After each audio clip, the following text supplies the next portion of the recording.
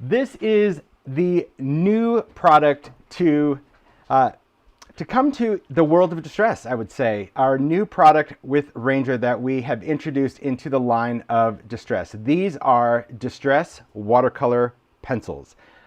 And I couldn't be happier, really. I'm super, super thrilled to talk about this release. This has been years in the making, guys. It really is. Some of you actually guessed it online, or at least we're hoping for this. And I am super thrilled that these have finally come to market. And what I want to do is I'll talk about it. I'll talk about what they are. I'll talk about what they do. I'll talk about why I did them. I'll talk about everything I can possibly talk about and hopefully answer your questions throughout this live product launch and demo. I think what is super exciting about these is really understanding why I wanted to add this particular medium into the Distress line.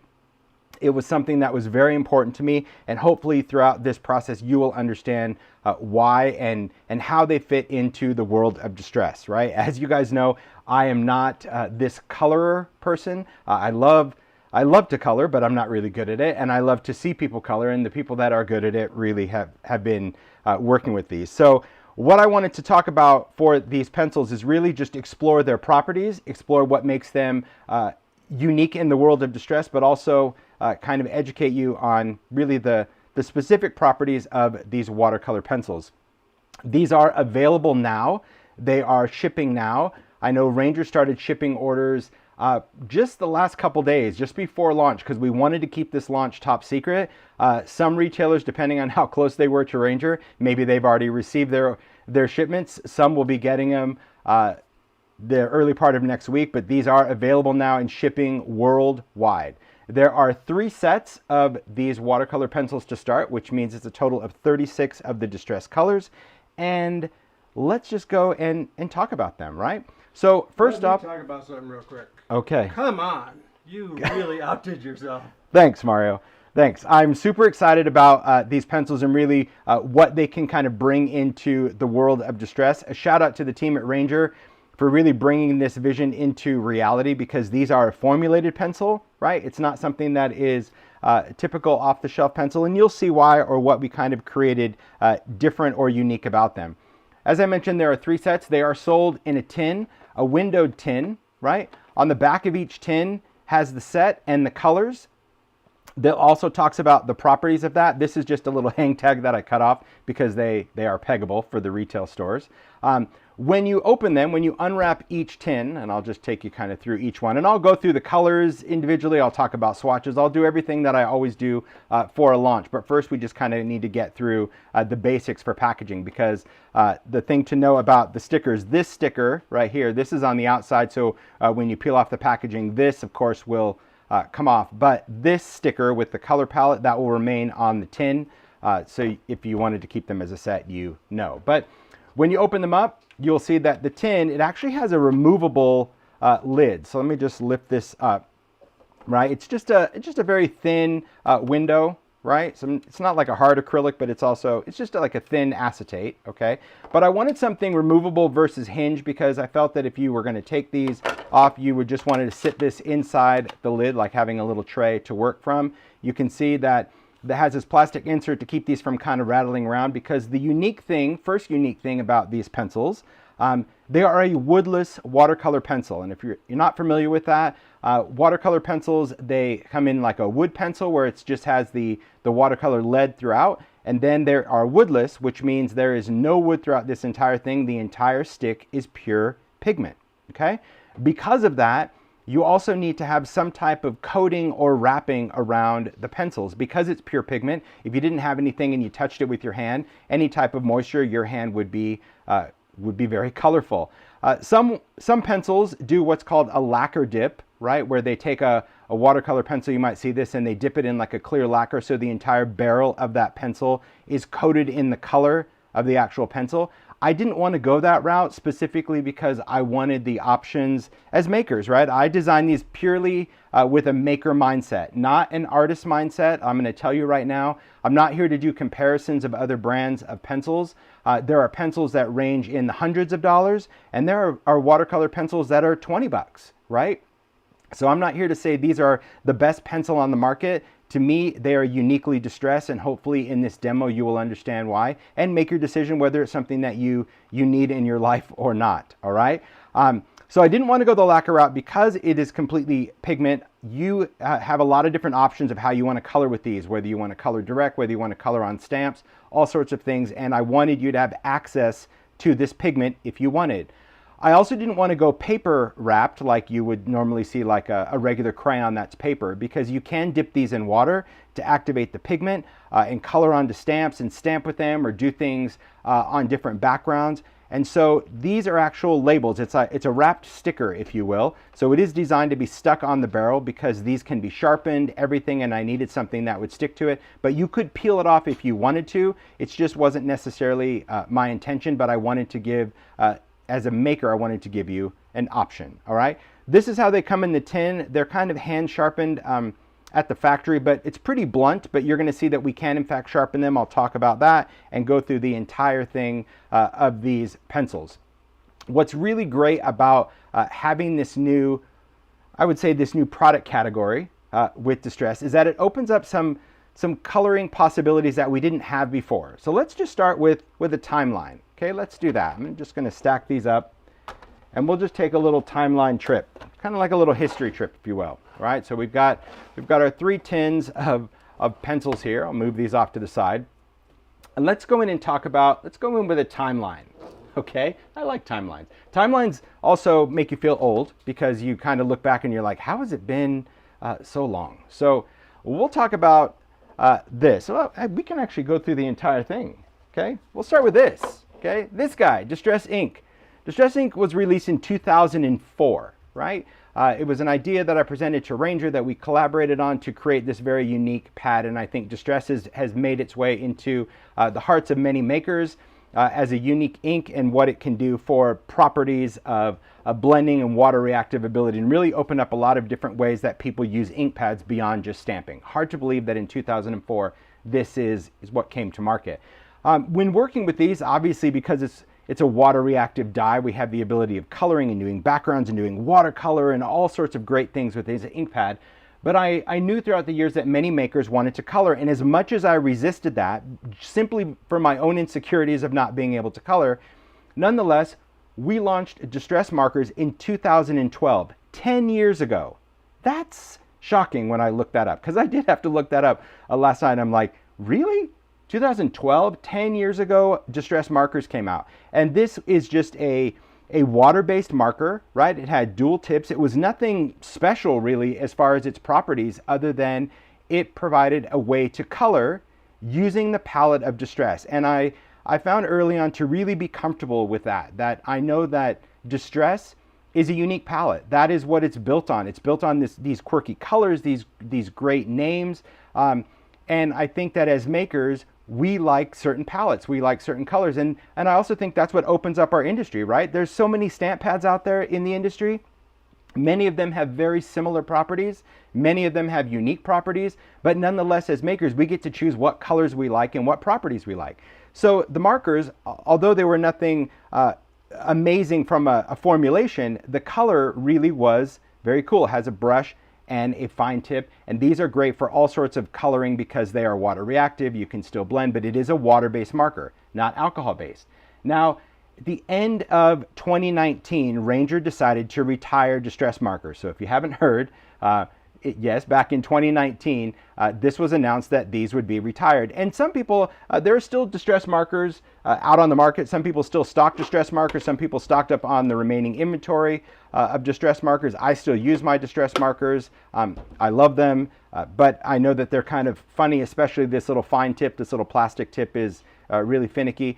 But you know, this wasn't the everlasting gobstopper either, and I think people had these unrealistic expectations for a marker that it would last forever and do this. But there are ways around markers and how you can get way more life out of Distress markers. But I loved it, but nonetheless, Ranger had to make that decision, and I totally respect that. But in doing so, it made me start to think like, okay, well, if this was my medium to color, which I know many people loved coloring stamped images and coloring on stamps, what would be next? So at the start of 2020, reach out to them and I'm like, okay guys, we need to figure out some other kind of coloring medium. Now, in between, we launched these. Distress crayons. Now, Distress crayons, in my opinion, these were never designed for coloring, right? These were never designed specifically to go in and color an image, right? It's that creamy, almost lipstick viscosity. These were more for mixed media, for backgrounds. You could do some watercolor work, but certainly not detail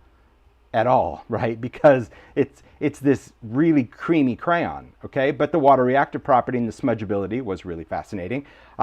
So I said to them, like, we still need something to color with. They're like, well, crayons aren't going to do it. No, inks aren't going to do it. No, we need something, some instrument to do that. And so I decided, like, what do I want to do? I like the idea of colored pencils, but I also love the idea that Distress is really known for its water reactive properties in many things, from inks to oxide to any of that. And so that's where these pencils came into be. But when I wanted to design a pencil, I wanted it to be unique. And this is what took the 2 years of development. I learned quite a bit. Most of the time in pencils, you would need to reach out to a pencil manufacturer, which we did.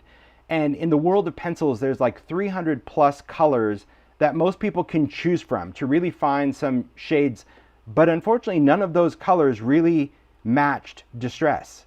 And so I had to go back to Ranger and say, look, I don't really want to go down this route. The only way I want to do it is if we actually formulate each color with the factory. And that opened up a whole bit of kind of roadblocks, really, as far as minimum order quantities and production and time and formulation, with them providing Pantone colors and so many different complex things. But nonetheless, I wanted to just stay the course. And that's why, you know, starting in 2020, 2 years later, we have this product. And I think that that's also okay, right?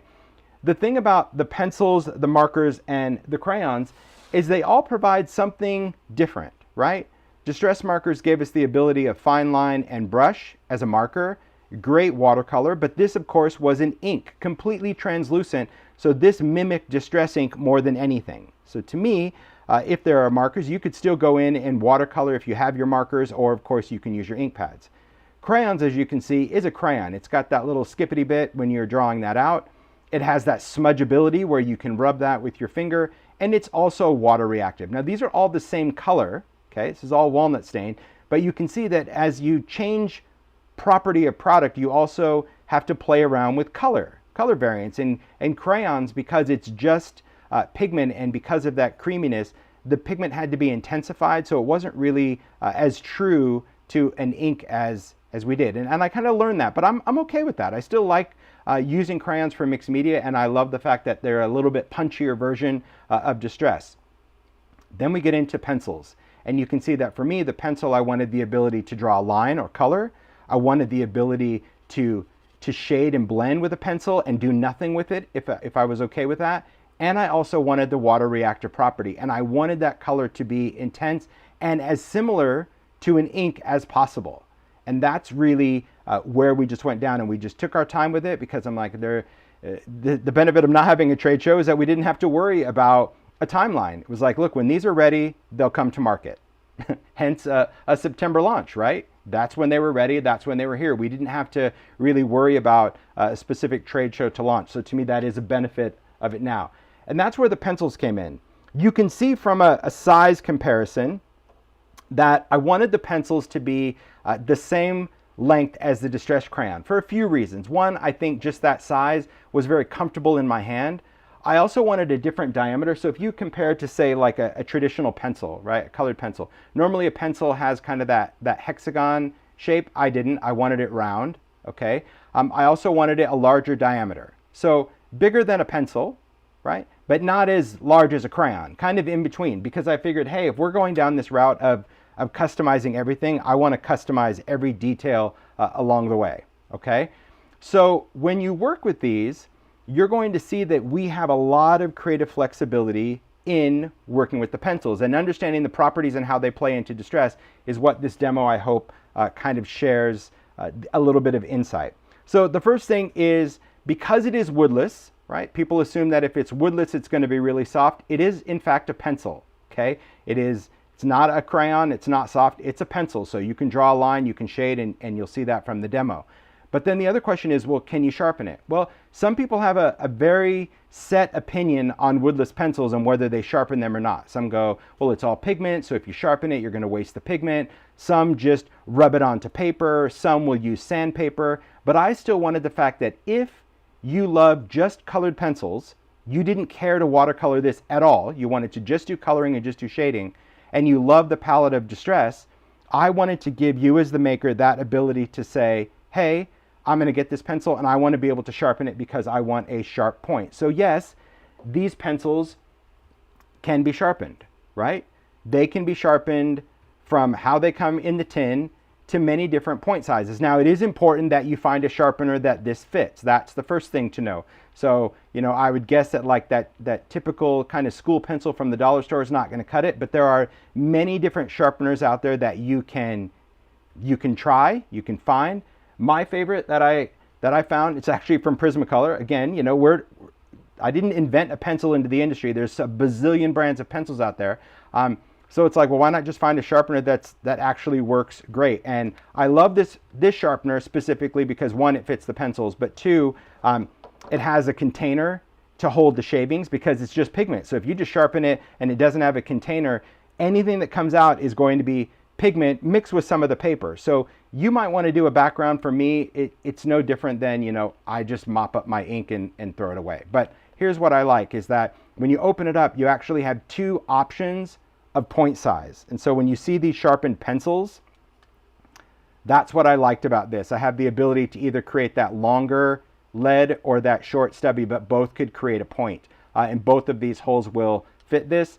You can see that I have a little bit of tape on mine just because I'm pretty careless with it, but this does pop off, right? The top pops off and you would see that the shavings are in there. So see what I mean about the sticker, right? The sticker is designed on there on that pencil so it would sharpen right along with that. So if you were somebody that wanted to actually sharpen it, because I know there's many people that love to use those pigment shavings and create all sorts of cool watercolors and backgrounds, then I still wanted to give you the ability that you could go in and pull this off if you wanted to.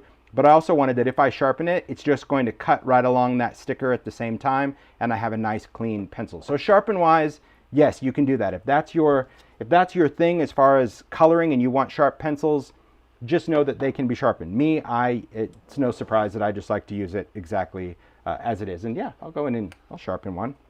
I don't want to just talk about it and not show you. So you can start with that, put that in. You're just going to give it a twist. Look at that. And you can, I mean, again, and this is the short one because I do like that stubbier point, right? But I like the fact that, yes, you can create a nice, sharp point with a woodless pencil, okay? The most important thing to remember as I'm going through the demo is the significance of this in my world is the palette. I think that is the one thing that I tried more than anything to really keep true to this, is I wanted to formulate a watercolor pencil that had the colorful properties of Distress. It's been many years in the making of having so many different product lines, from inks to oxides to paints to all of those things. And so having a cohesive color palette, I think, was the most important thing. The other reason why I wanted to do a pencil is because of oxide, believe it or not, right? So Distress Oxides, right? These came out in 2017. So these came out 5 years after markers. And when you start doing backgrounds with oxide and you have that dye and pigment, you can no longer color with markers over the top of this because this pigment in the oxide would always dominate the color. So you didn't have the ability to go in with your markers anymore and color on your background. But with pencils, and you'll see in the demo, you'll be able to use these pencils over ink or oxide. So that's the other reason why I went this route, is because I wanted a pigment that now I could color over either one of these backgrounds, in addition to coloring over Distress paint, okay? So hopefully throughout this, I know I see the chat going with a lot of questions. Hopefully really the demo will answer the questions as we go. So let's talk about the colors set by set. So we're going to talk about set one. Set one, of course, your basics. Now each set, just so you know, I really wanted each set to have a palette that if you were on a limited budget and you wanted to slowly build your collection, or you wanted to try something out, I wanted it that you're going to have some type of Roy G. Biv, some type of, red, orange, yellow, green, blue, violet, some sort of, like, I don't know, vintage grunge as well. There's going to be either a brown or a beige. Set one, of course, is going to have brown, black, and white. But regardless of what set you would go with, if you chose one, I wanted to give you enough colors to play with. So I didn't go like warms and cools. They all have that kind of rainbow aesthetic. Set 1, of course, is going to be the basics, right? Where you have all the colors and you also have black and white, because it is important to have both of those as pencils, okay? The thing about pencils that you need to understand is that you can use them, because it is a water reactive pigment, you can use them on different substrates. You can use them on light papers and dark papers, but just like any other medium, your paper is going to really impact your results, right? If you try to watercolor on cheap paper, your pencils are not going to want to give up the color because it's going to be trapped in that paper. So just like what you've learned throughout your making life of ink, it's no different than when you're dealing with pencils or any other art mediums, that your surface really, really matters. And the colors of these are incredibly vibrant and incredibly lush. So I want to talk about color swatches, and I want to give a shout out to Alberto, who many of you guys know is a maker, and he is like this coloring guru. He normally works with Copics or markers, but he also works in pencils. And so I did send him sets early and said, I want to get your honest feedback. I want you to, give me your opinion of what you think. And he came back with, besides just raving reviews, he came back with just so much beautifulness as far as how he colors, that he was like, okay, it passed the test, right? So can you color? So again, a shout out to Alberto. I hope he's watching, because he really deserves all the praise and love for these swatches that you're going to see, because this is his coloring. So this is Distress Watercolor cardstock, stamped with black soot archival ink, because you need something waterproof if you're going to color. And this is Crackling Campfire, look at that, and black, right? So excellent. Hey, I agree. His coloring is fabulous. So hello, Hey, Alberto, I see him in there. See, he loved playing with the pencils. Thank you. But look at that shading you can get just with the pencils, right? You can do a lot of different blends, right? Creating all of that color. So that's just done with 2 colors on watercolor paper. Then he works on the Craft Heavy Stock, again, stamping in black, archival, Crackling Campfire, Wild Honey, and Mustard Seed. So by introducing other colors, look at that ability to blend those pencils on craft. Look at how bright and vibrant those are, again, in the palette of Distress, right? To have a Wild Honey pencil and Crackling Campfire pencil, it's really the colors, in my opinion, that make magic. And what I asked is, like, as much as I love, the world of Distress surfaces, I wanted him to also just give his feedback on surfaces that maybe I'm not familiar with. So this is Copic smooth paper, right? So again, using the same colors he did on craft, you can see that the pencils work on really a cardstock that you would normally use to color with. But look at how beautiful those layer and blend. Absolutely stunning. And he created these really cool, they're orb or ball swatches. I just loved how he created that circle with each color just to do swatches. And so when he sent me this first kind of blend to give me his feedback of like how well the colors blend, how you can mix these colors together, and he showed me this, I'm like, oh my gosh, will you create these little circle dots for every single color of the pencils? And he did. So I have those swatches. It's really amazing, because to me, this swatch really shows kind of the transition of color, of how you can work from light to dark, from a shading aspect. I think that to me is the magic of that. So that's what I'm going to share as we go through the colors, and then we'll talk about how they work with inks and other mediums. We'll get into a demo as well. But first, we have to celebrate the colors. So in set 1, right, we have picked raspberry. So these swatches, this is the difference between my swatch and his swatch, right? Alberto's like much nicer swatch, but I wanted just so you could see really where my head was at as far as colors. So his swatch is all pencils, and I'll hold each one up. My swatch is showing you the ink and oxide of that color and the pencil. So here's just the pencil scribbled on dry, and this is the pencil watercolored out, right? So picked raspberry, you can see that it has a wonderful, consistent, very cohesive look, but I love the blending properties of that color, right? Beautiful, beautiful. All right. Next one, Fired Brick. You know I love Fired Brick. It is a dirty red, and I love it. It's a wonderful brick red. You can see from the pencils, I love the tonality where you can get that really dark sharpness of the color, but you also get that blendability. And same thing when you see the pencil over here compared to the ink and oxide. I mean, this is what I'm talking about. It's the colors that, in my opinion, make these pencils what they are. So again, you might have a million pencils. You're like, do I really need another pencil set? Probably not. But if you love the palette of Distress, this is where, to me, this is where the magic is. Rusty Hinge. I mean, look at that color. Pure yum. Shading with the pencil. Wonderful. And again, that water reactive property of it allows that blend of the color. And you can see really how well it matches the ink and oxide, right? So good. So good. Mustard seed. Now, yellows are challenging. We learned early on that yellows are super challenging in a pencil. And I wanted the properties of this color to be somewhere in between. I didn't want it to be too dark because I also did fossilized amber. And so when we're working with pigments, you don't have the flexibility that you do with dyes to really kind of dial in a specific shade. But I think for mustard seed, you'll see that like when you wet it out, it has that perfect mustard. It's dirty enough when you color it directly on, but it's also bright enough when you watercolor it out. Beautiful color. A favorite of many, peeled paint. Take a look at the green. Right? So peeled paint, obviously when you go direct from the ink, it is a bit darker, but if you wet this out, you're going to get this magic. And that was really important, that I wanted to balance, how does the pencil look dry? Because I'm not going to assume that you're always going to want to watercolor with a pencil. You don't always have to watercolor with watercolor pencils.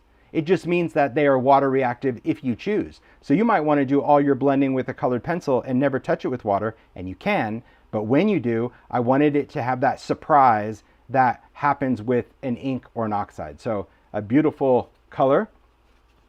Then another favorite, salvage patina. This is another thing we really challenge in the pencil world, that when you're dealing with light colors, most of the light colors in the pencil world are kind of pastel, where they have a little bit more opacity. And I didn't want that. I wanted these colors to be bright, but also light, that when you watercolor them out, you're going to get those great properties of salvage patina that you would expect from an ink or an oxide, especially if you wet that.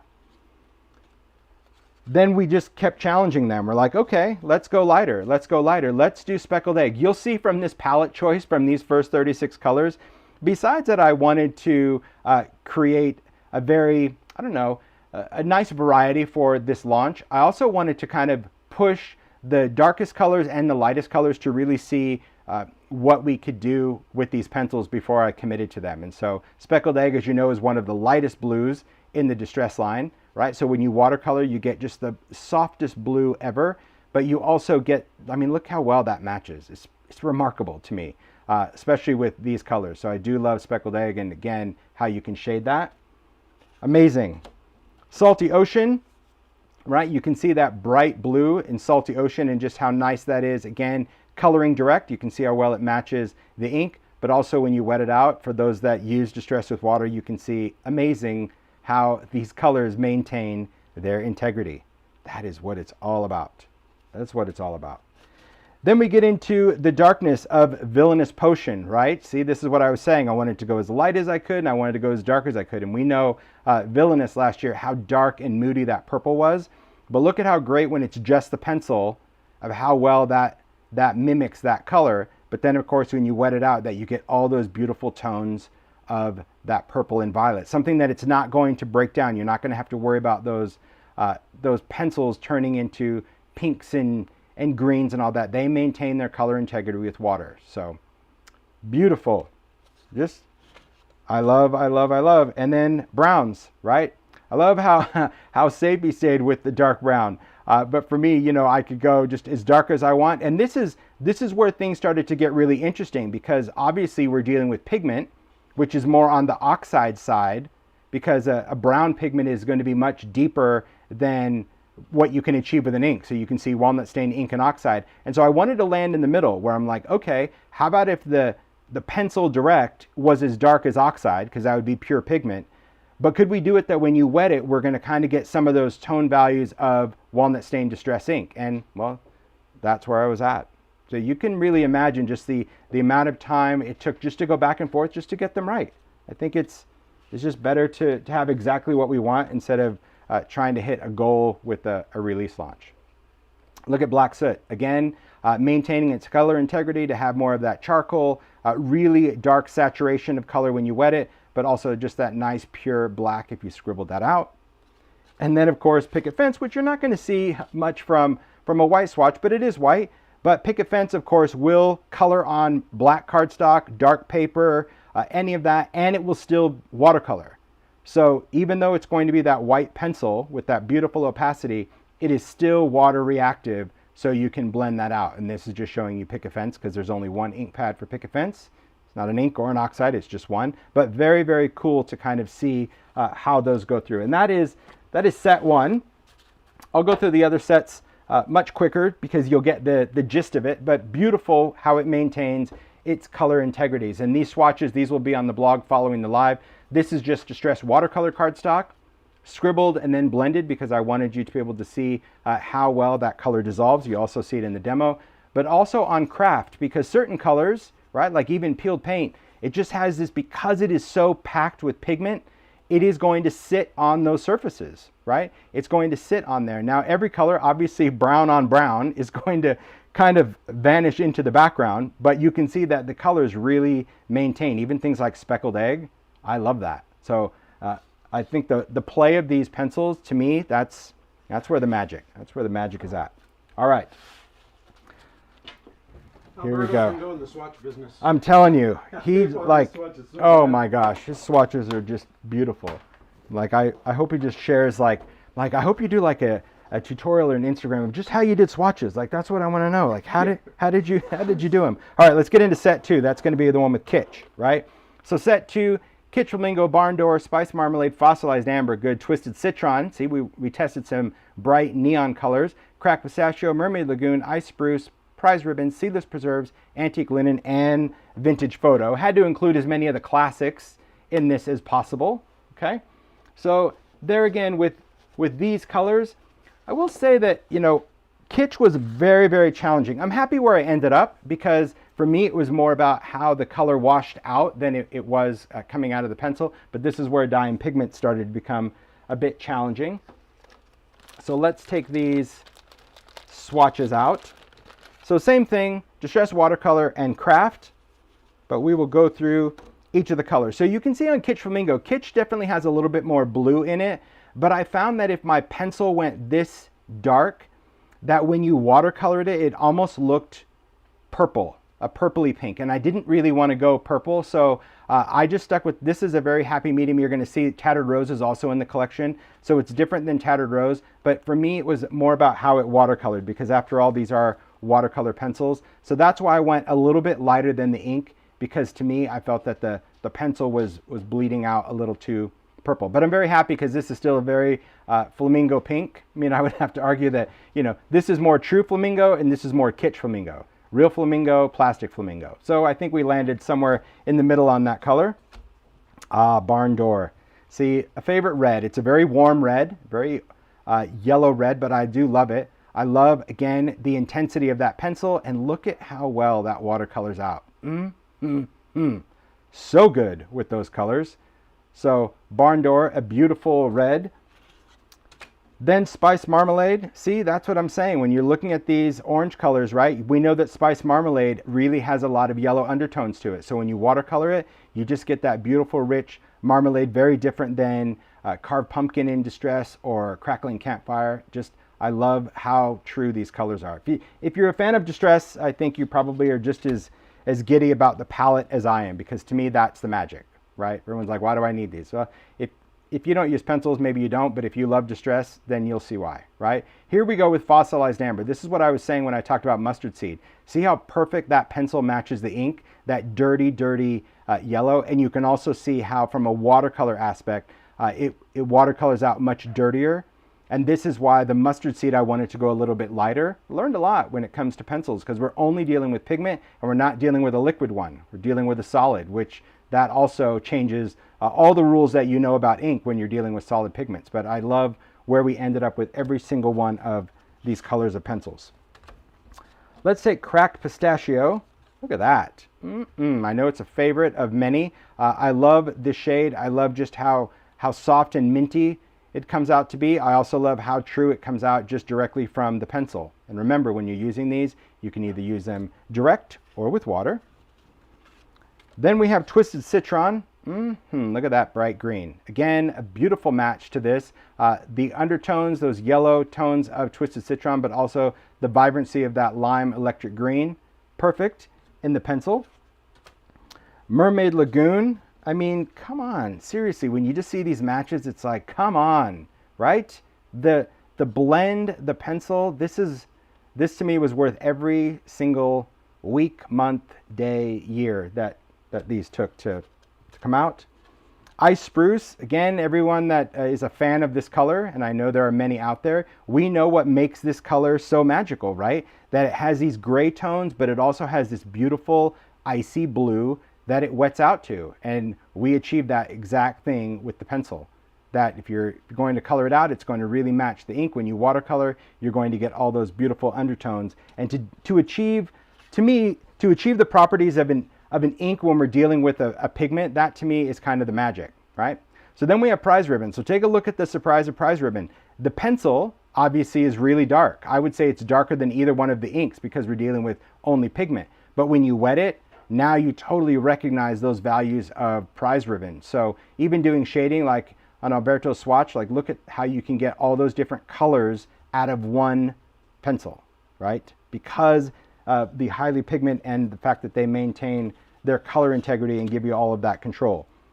Magical purple, right? Seedless preserves. Again, look at that pencil match. Wow. And you also know that seedless preserves, when you wet it, gives you this beautiful, I don't know, it's like a bright plum mulberry color. I love the richness of this. To me, it's like boysenberry. That's why I said seedless preserves. I love the color of that purple. Then going into some of those lighter colors, yes, antique linen. So you can see antique linen is not going to be your typical taupe colored pencil. Not your beige. It's going to have that little dirty antiqueness that for those that love antique linen will love that color, right?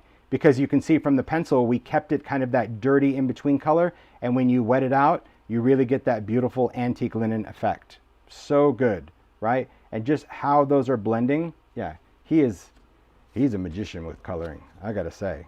Crazy coloring. Vintage photo, same thing, right? Vintage photo is that warm, almost sepia brown. So it's gonna have a lot of those warm, rich orange tones. So you can see on the pencil, we kind of landed somewhere in here, a little bit darker than the ink because it's a pigment, a little bit lighter than the oxide because we wanted that blendability to really be cohesive with your Distress ink. So you'll recognize this if you use vintage photo ink. It's that wonderful sepia color, but still just the blending, amazing, amazing. So that is set 2 of the pencils, and we'll move on to set 3. I'm setting my demo set over here. I'll put the finished one over here, and we'll go in with our final set 3. And this is Tattered Rose, Candied Apple, Crackling Campfire. So we're going to have some unique colors. Wild Honey, Crushed Olive, Rustic Wilderness, Peacock Feathers, which I know is a favorite of many. Tumble Glass, Faded Jeans, Shaded Lilac. That one surprised me. Frayed Burlap, and Hickory Smoke. So let's get into the colors as well.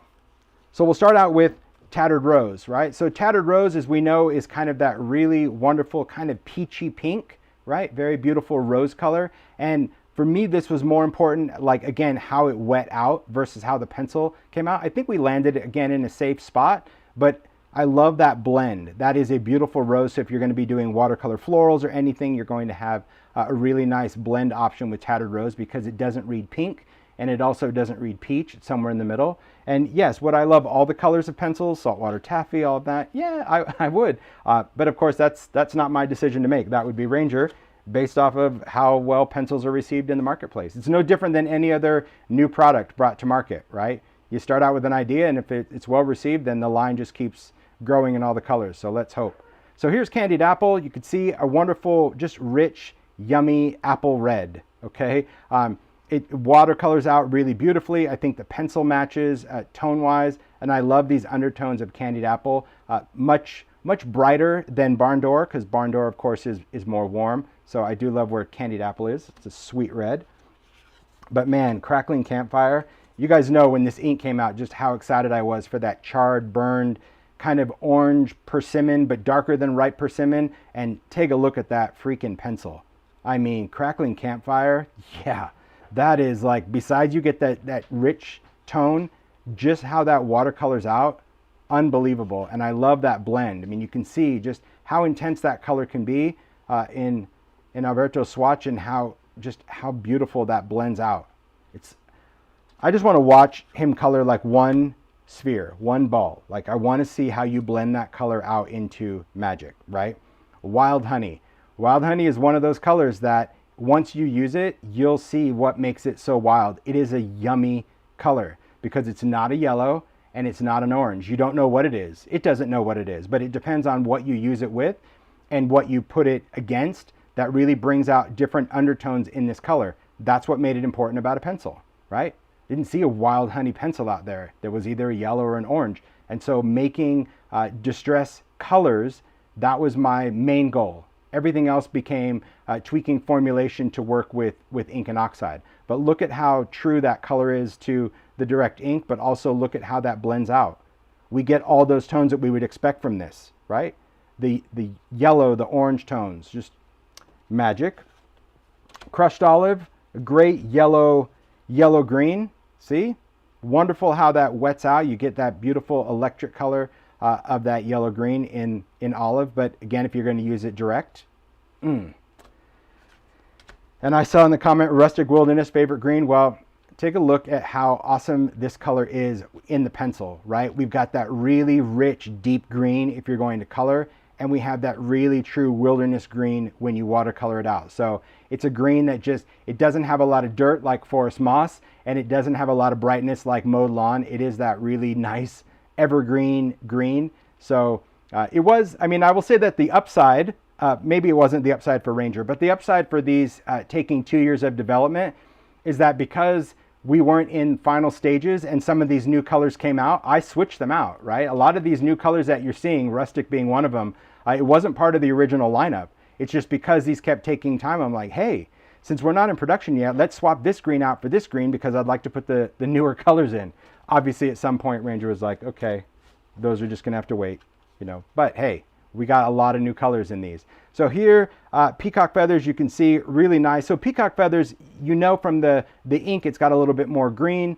From the oxide, it has a little bit more of that turquoise blue. But again, I think we landed in a perfect sweet spot for peacock feathers because it is totally different than Mermaid Lagoon or if you look at Broken China or Tumbled Glass or any color. Just nice. Speaking of tumbled glass, let's bring that. Tumbled glass is a nice light turquoise color. It's just that beautiful sea glass color, right? I love where we ended up with this. To me, it's like a perfect match with the ink, and also just absolutely beautiful when you watercolor that out. And this is important because you needed to have, for me, different colors of pencils as well, because some people would argue and go, well, gosh, if you can just take a dark blue and watercolor it, why would you need light colors? Well, because remember, with the pencils, you don't have to watercolor everything.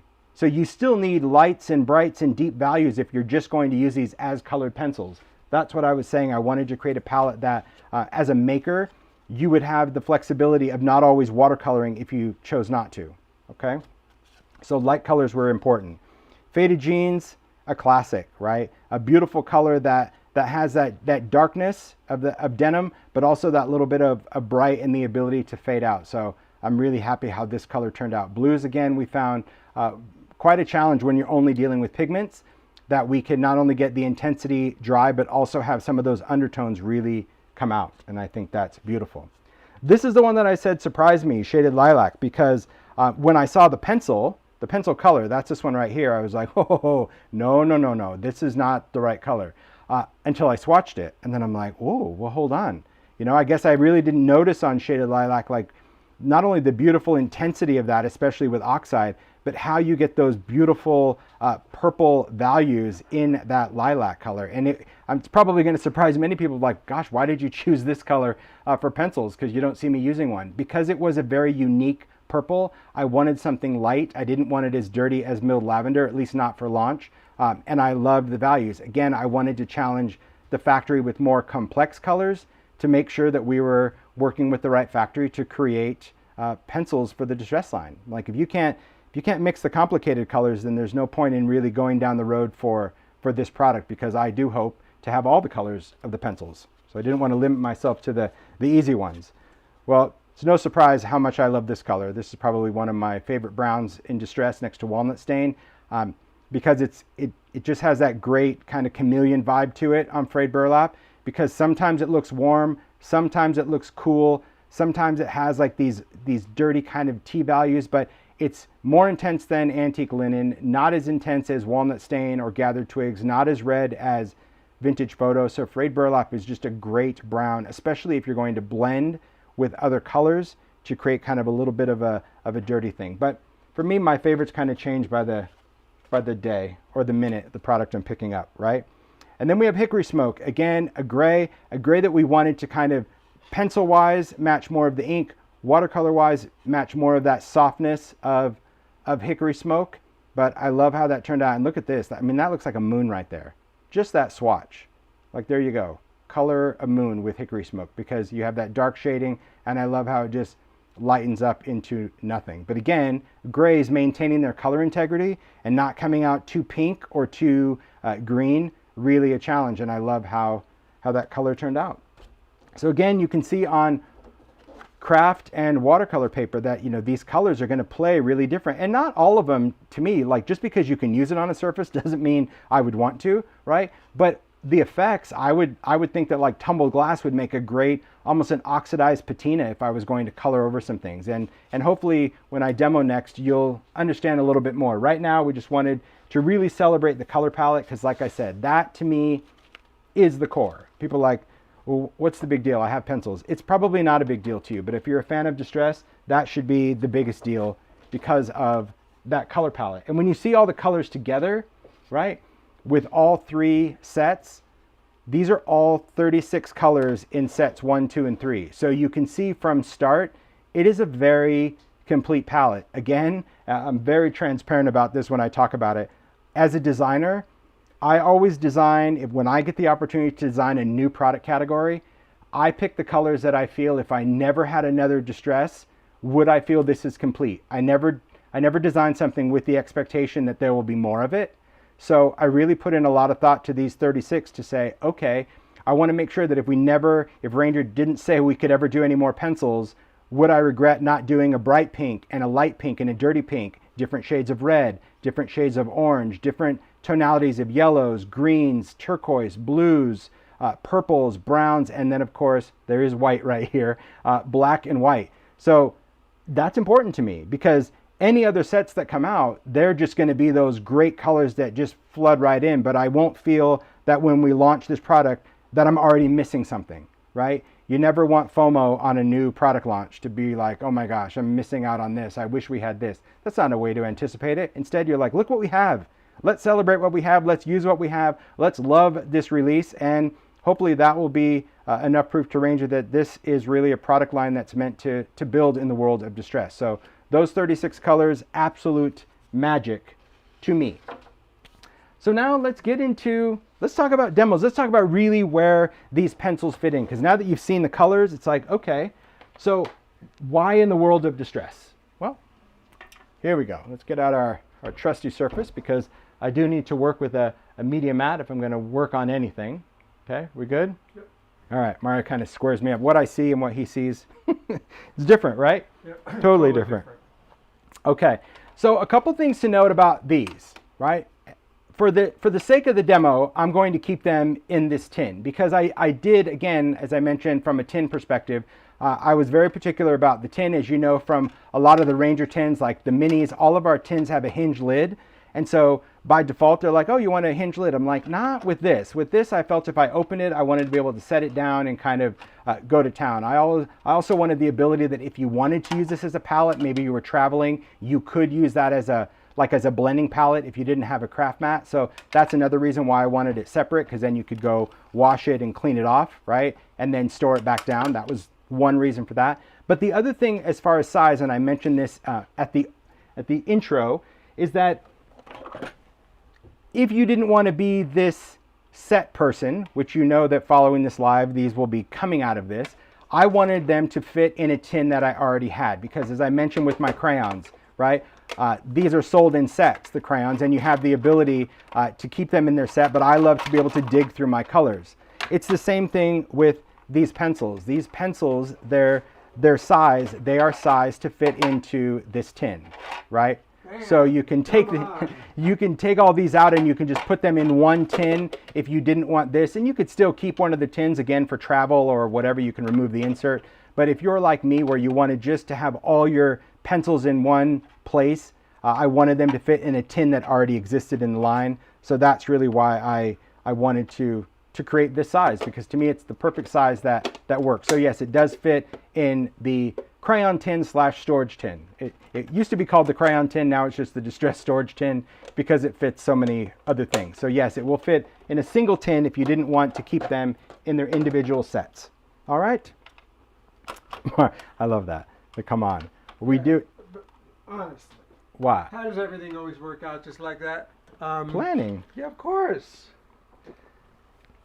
Sweet. Planning. I have never seen so much love for pencils. Well, thanks you and guys. Alberto's coloring swatches. Thank you. My gosh. So good. It's all about that. It's all about just kind of understanding, understanding a product and really how it plays into the world. But I agree, his swatches, amazing. Come on. But I do think of things, because I said all the time, like, I'm a maker. So if I'm going to create something, I want to think about even down to the packaging detail, right?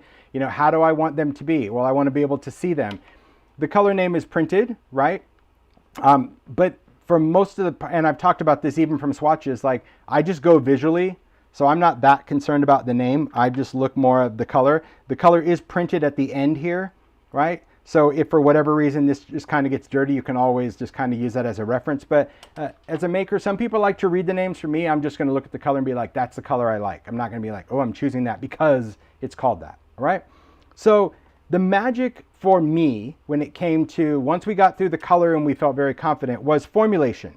I wanted them to work well with, in my opinion, the core of the Distress line. Because if something, it doesn't play nice with ink or oxide, it's just not allowed to the party. If it can't play nice, it just needs to go. It's in its own timeout, right? So that was the next hurdle. Is like, okay, we need some pencils. We need them to be able to go on top of the surface, but we also need the ability to blend. And again, a shout out to Alberto for making he just makes awesome samples, and he just describes them perfectly, right?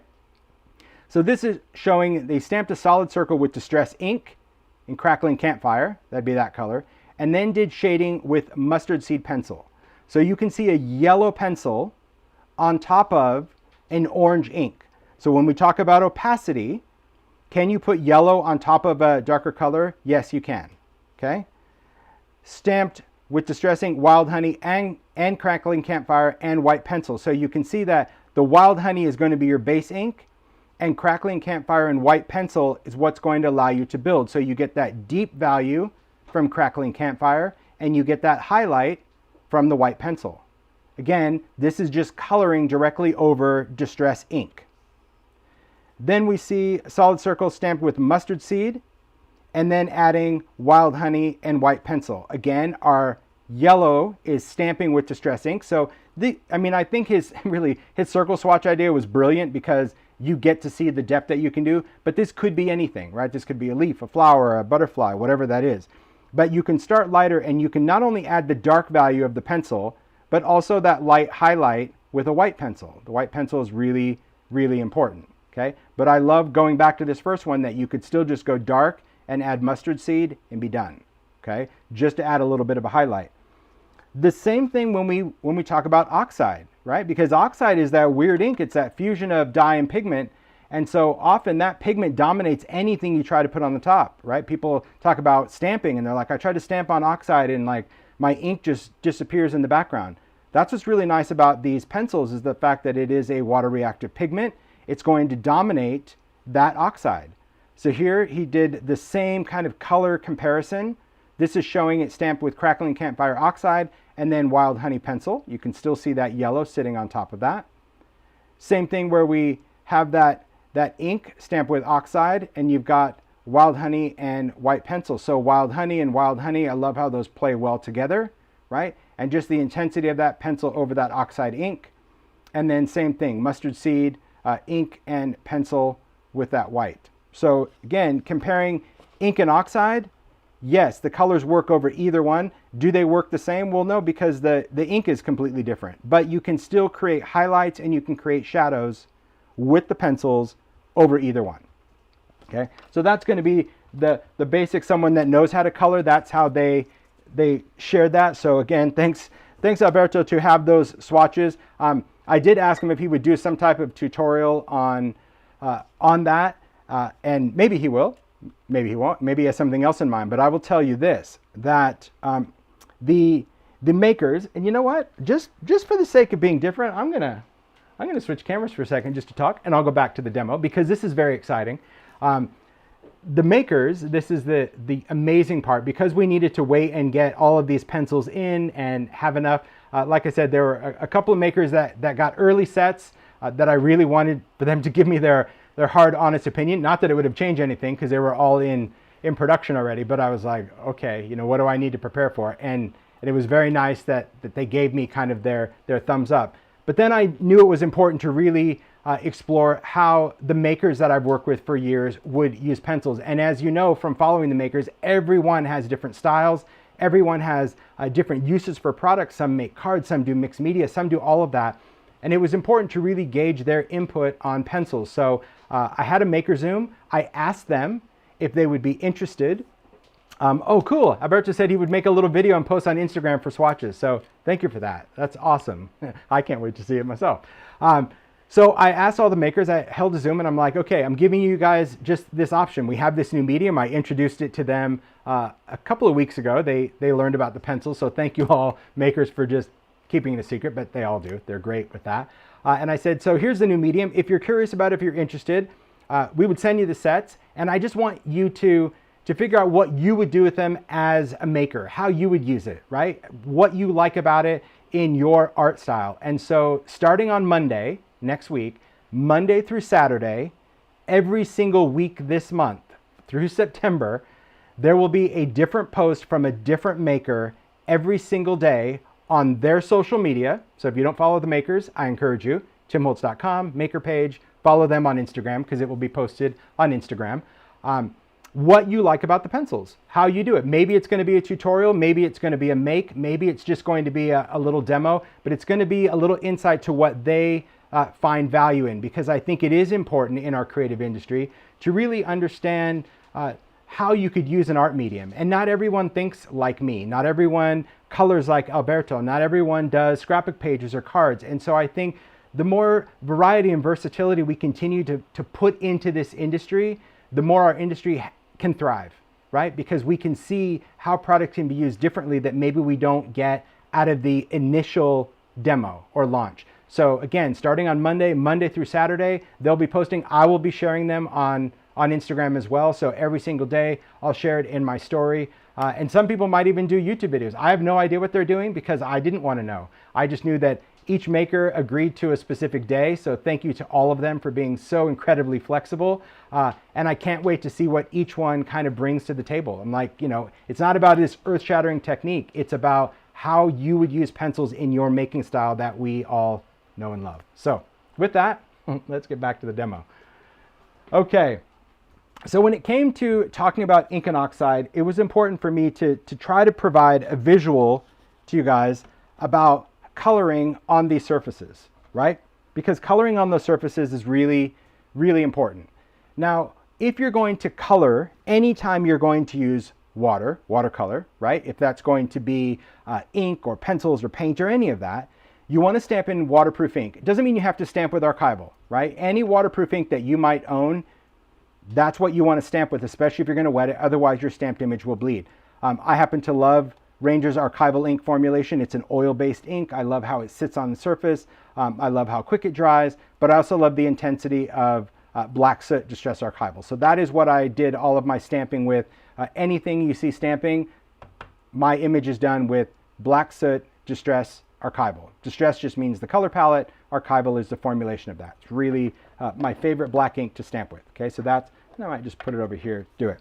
When it comes to coloring, you do you, right? Maybe you're a fan of a water brush. I'm personally a fan of a water brush for most things because it controls the flow of water. I think if I just use a brush, often I'm not skilled enough to not flood everything. So I only use a brush if I'm going to kind of do a background or just a quick swatch. I'll just do a brush with water, but for the most part, I like to do a water brush.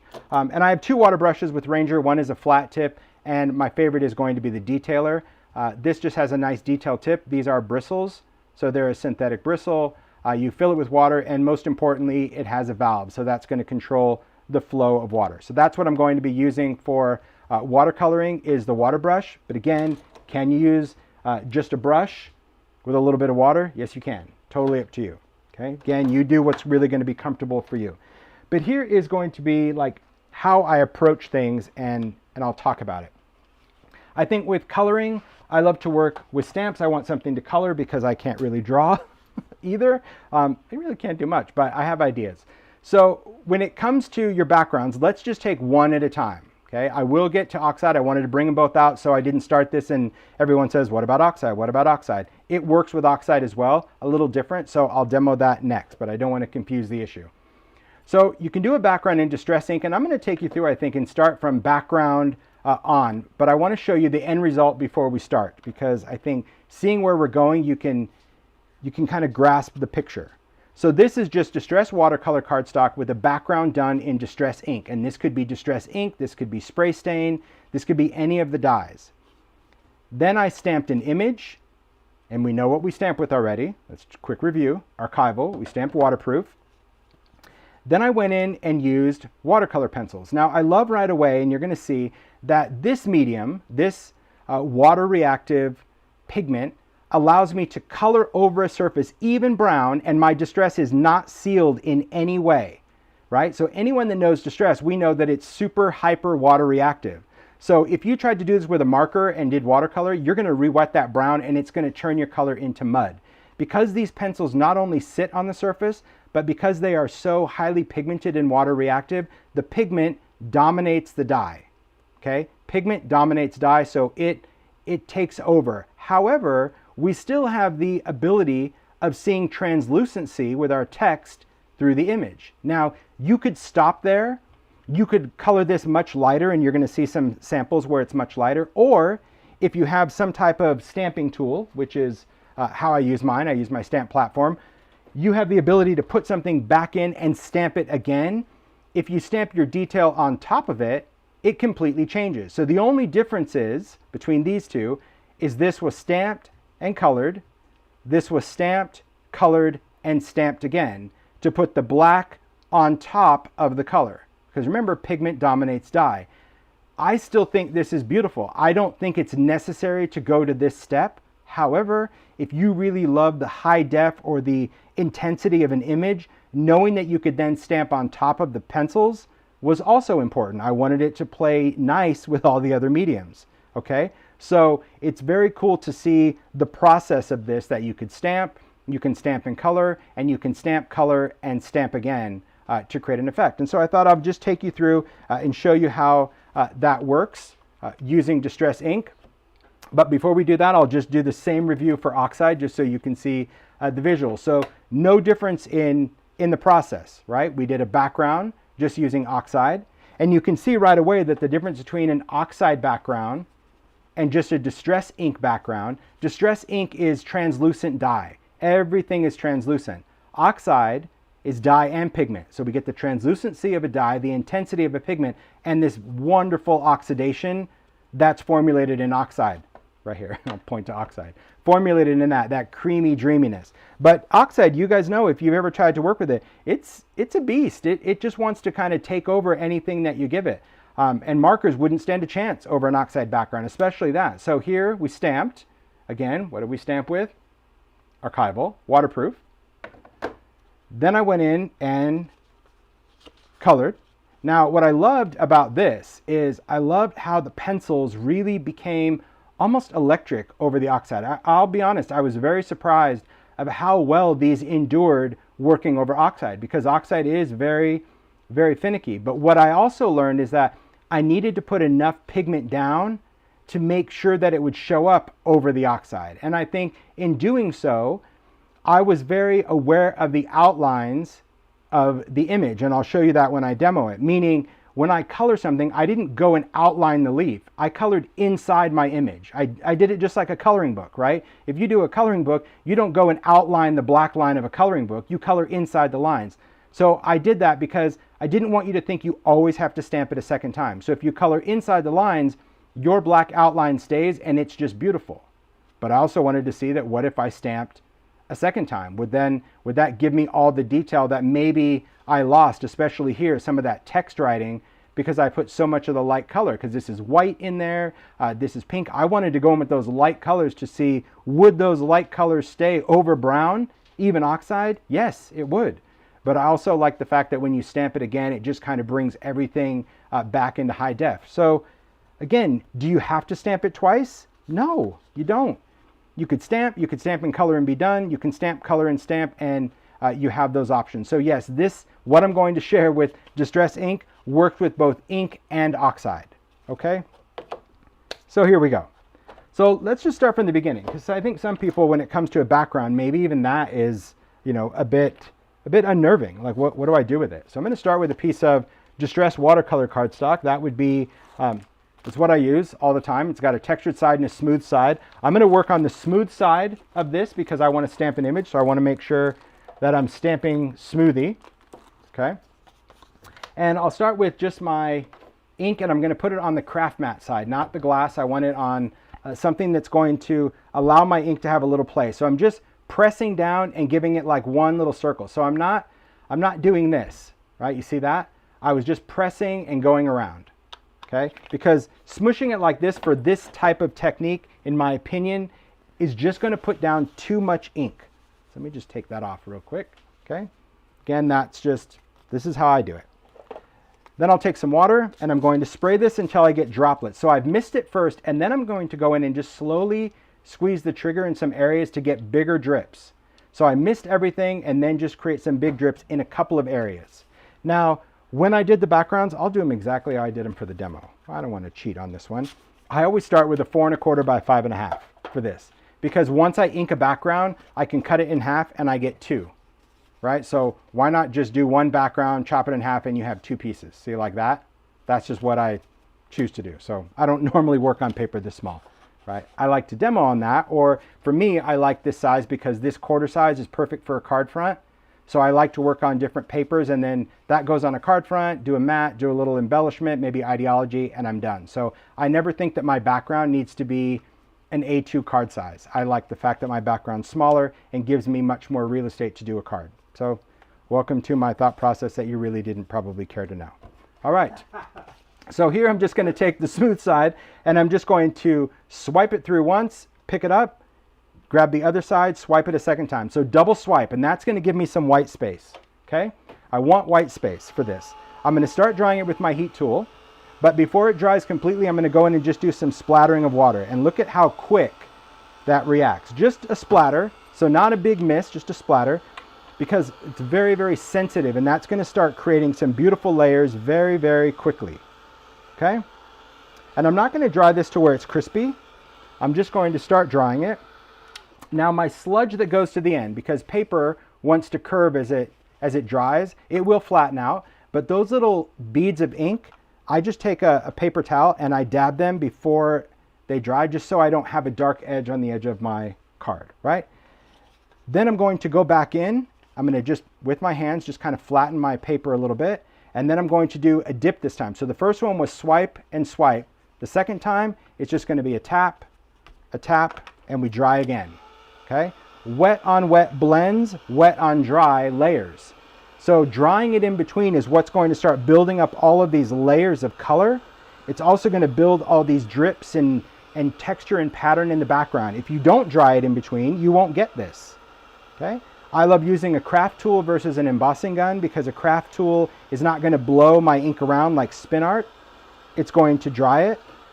If I dry a background and I have one area where everything else is dry and this is my puddle piece, I just take that off and I go to town on the next layer. Okay, so there's our second one. Look already how much it's changed, right? Just from that first bit. Then we're going to go in and just do the same thing. Splash, and at this point we're just splashing in puddles, and because it's one color, you can do as many dips until you like the pattern. Then I'm going to go in and dry it again.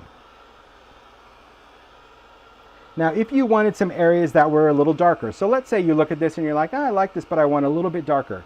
Could you go back with ink? You could. I don't think it's a good habit because I think then you're overthinking the ink, but I always want to share how you should do it, right? I'm going to put a little bit more ink down. That time I just pressed a little bit down. Okay. I'm going to spray it, but I don't want to go into that. If I went into that with this paper, it's going to make that square spot on my background. So I'm going to take my fingers and I'm just going to break that up. That's it. You can wipe your fingers off on a paper towel. If you don't want to use your fingers, use something, but break up that shape. Okay. But what this is going to do now is that's going to give me a more intense color on that layer. See that? How we can build up that deeper brown. So whatever you're doing, if you're going to do brown, if you're going to do blue, if you're going to do whatever, you could go back and add a darker color, but don't forget to add water and don't forget to break it up, because if you don't break it up, you're just going to stamp that shape. And then once it's on your paper, you could hose it down as much as you want. You're never going to get that color to really dissipate into anything else. But look at what we have. See, now we have more interesting contrast. We'll do one more layer. Now this isn't crispy dry because I want some of those dots to blend a little bit bigger. All right, I'm good with that. Now I'm going to go in with some water. Just add some drips of water. So I'm just slowly squeezing the trigger to get those drips. See that? Instead of misting. That's what I love about the Distress sprayer. And then I'll dry this. And while I'm drying this, I'm going to take my paper towel. I'm going to start on the edge. Right? Always stay on the mat. Don't go from the glass to the mat or you always force ink underneath it. Just going to clean that off.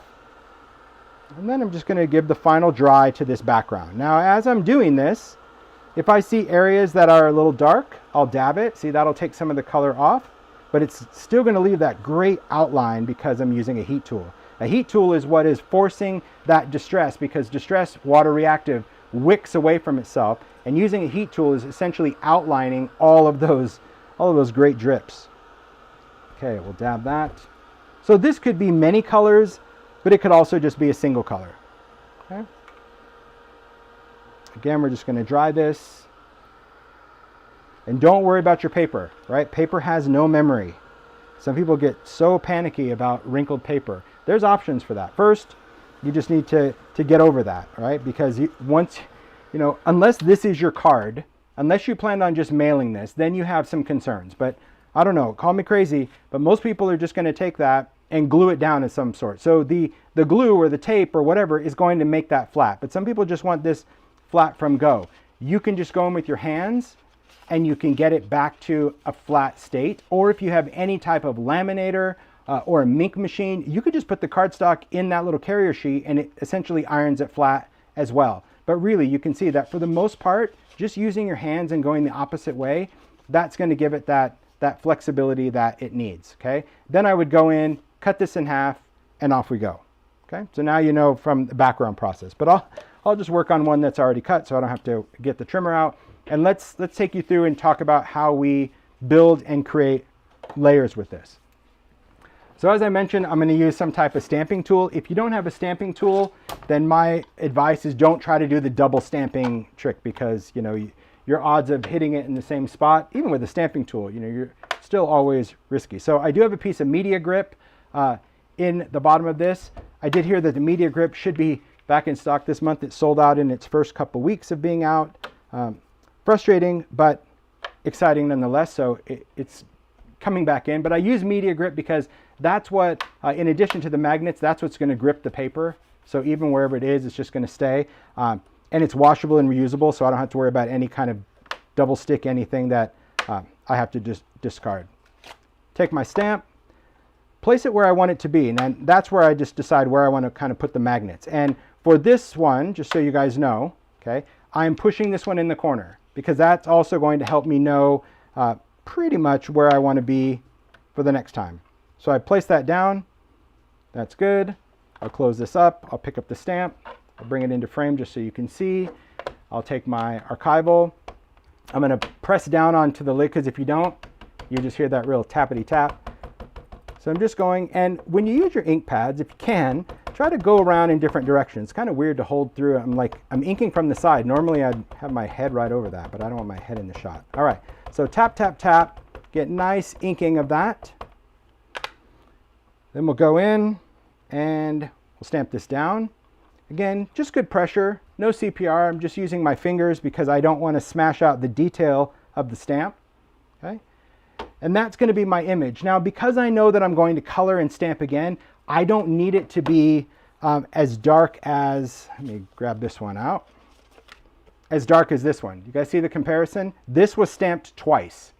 For the purpose of demos, I stamped this a second time just so I have that really dark image. So if you didn't plan on stamping again and you wanted this to be darker, you could ink this up and stamp it again. But because I'm going to color and I'll stamp a final time, I don't need this to be any darker. It's plenty for me, and I'll hold it to the camera. I mean, you can see it's still stamped really nice on the back, right?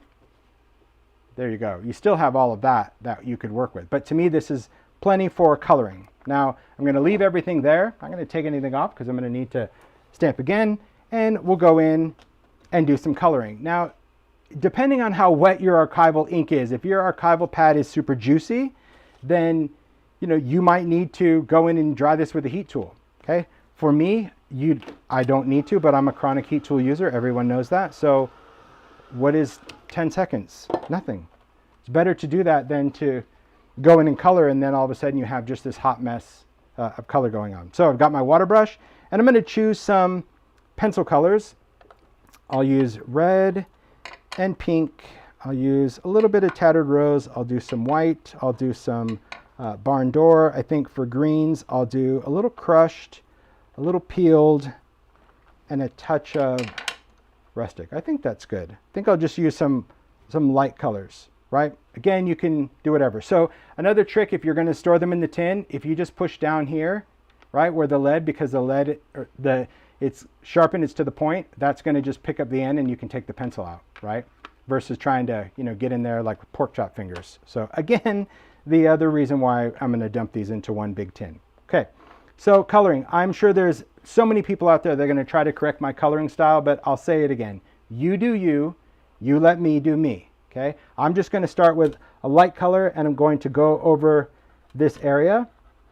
I like the fact that these tips are pretty blunt for me because it's laying down a little bit more color. But again, if you want something detailed, you should sharpen them. You should keep them exactly how you want your pencils to be. So that first color, that was kitsch, and you can see that just coloring it, it shows up. This is the magic part of coloring. I'm just going to go in with a little bit of tattered rose and color that as well. And they go over the top. I'm going to take a little bit of picked raspberry, and now because it's darker, I've just kind of learned from watching enough YouTube videos of people coloring that if you don't know where the light is coming from and you want darker shadows and you're using a stamped image, if it's black, then that's pretty much where that darker shadow is, so that's where your darker color is going to be. And I'm just layering color over color. So could you blend and dry and blend and dry? Sure, but I just like the fact that I could add all those colors there. And I'm good with that. I can go back and do some different things, right? I think I'll add a little bit of red, maybe down here. I never really know what that flower is. It's kind of in the collage, but that's good. Oh, I'll need some yellow. So let's take a little mustard seed. Let's color that right in the center. We'll color that little thinger there. I'll even use a little fossilized amber, create a little line. We're going to do more than just this in demos, but we need to get through the basics of coloring first. Then take a little crushed olive. I'm going to follow that stem all the way down. This is what I was talking about when it came to the leaves, and I'll hold this up in a second. You see where I'm coloring the leaves? I'm just coloring on the inside. I'm not outlining everything. I'm even putting like lines of color. Okay, that's how I'm laying down this first bright color. I prefer to start and work light to dark with the pencils. It's just, I don't know if that's right, but it's right in my brain, so it's right to me. Okay. Take a little bit of that darker color, and again, that darker color goes more where I see some of the black on this image, and they're just little marks. They're really not even full-on coloring. And then if I'm even going to go darker, then that's something that I might just do like right at the base of something, because if I just do it in the same place that I did peeled paint, then it's essentially going to cover up that color. All right. So white I'm going to use at the end. I'm not going to really do that right now. This is what I have.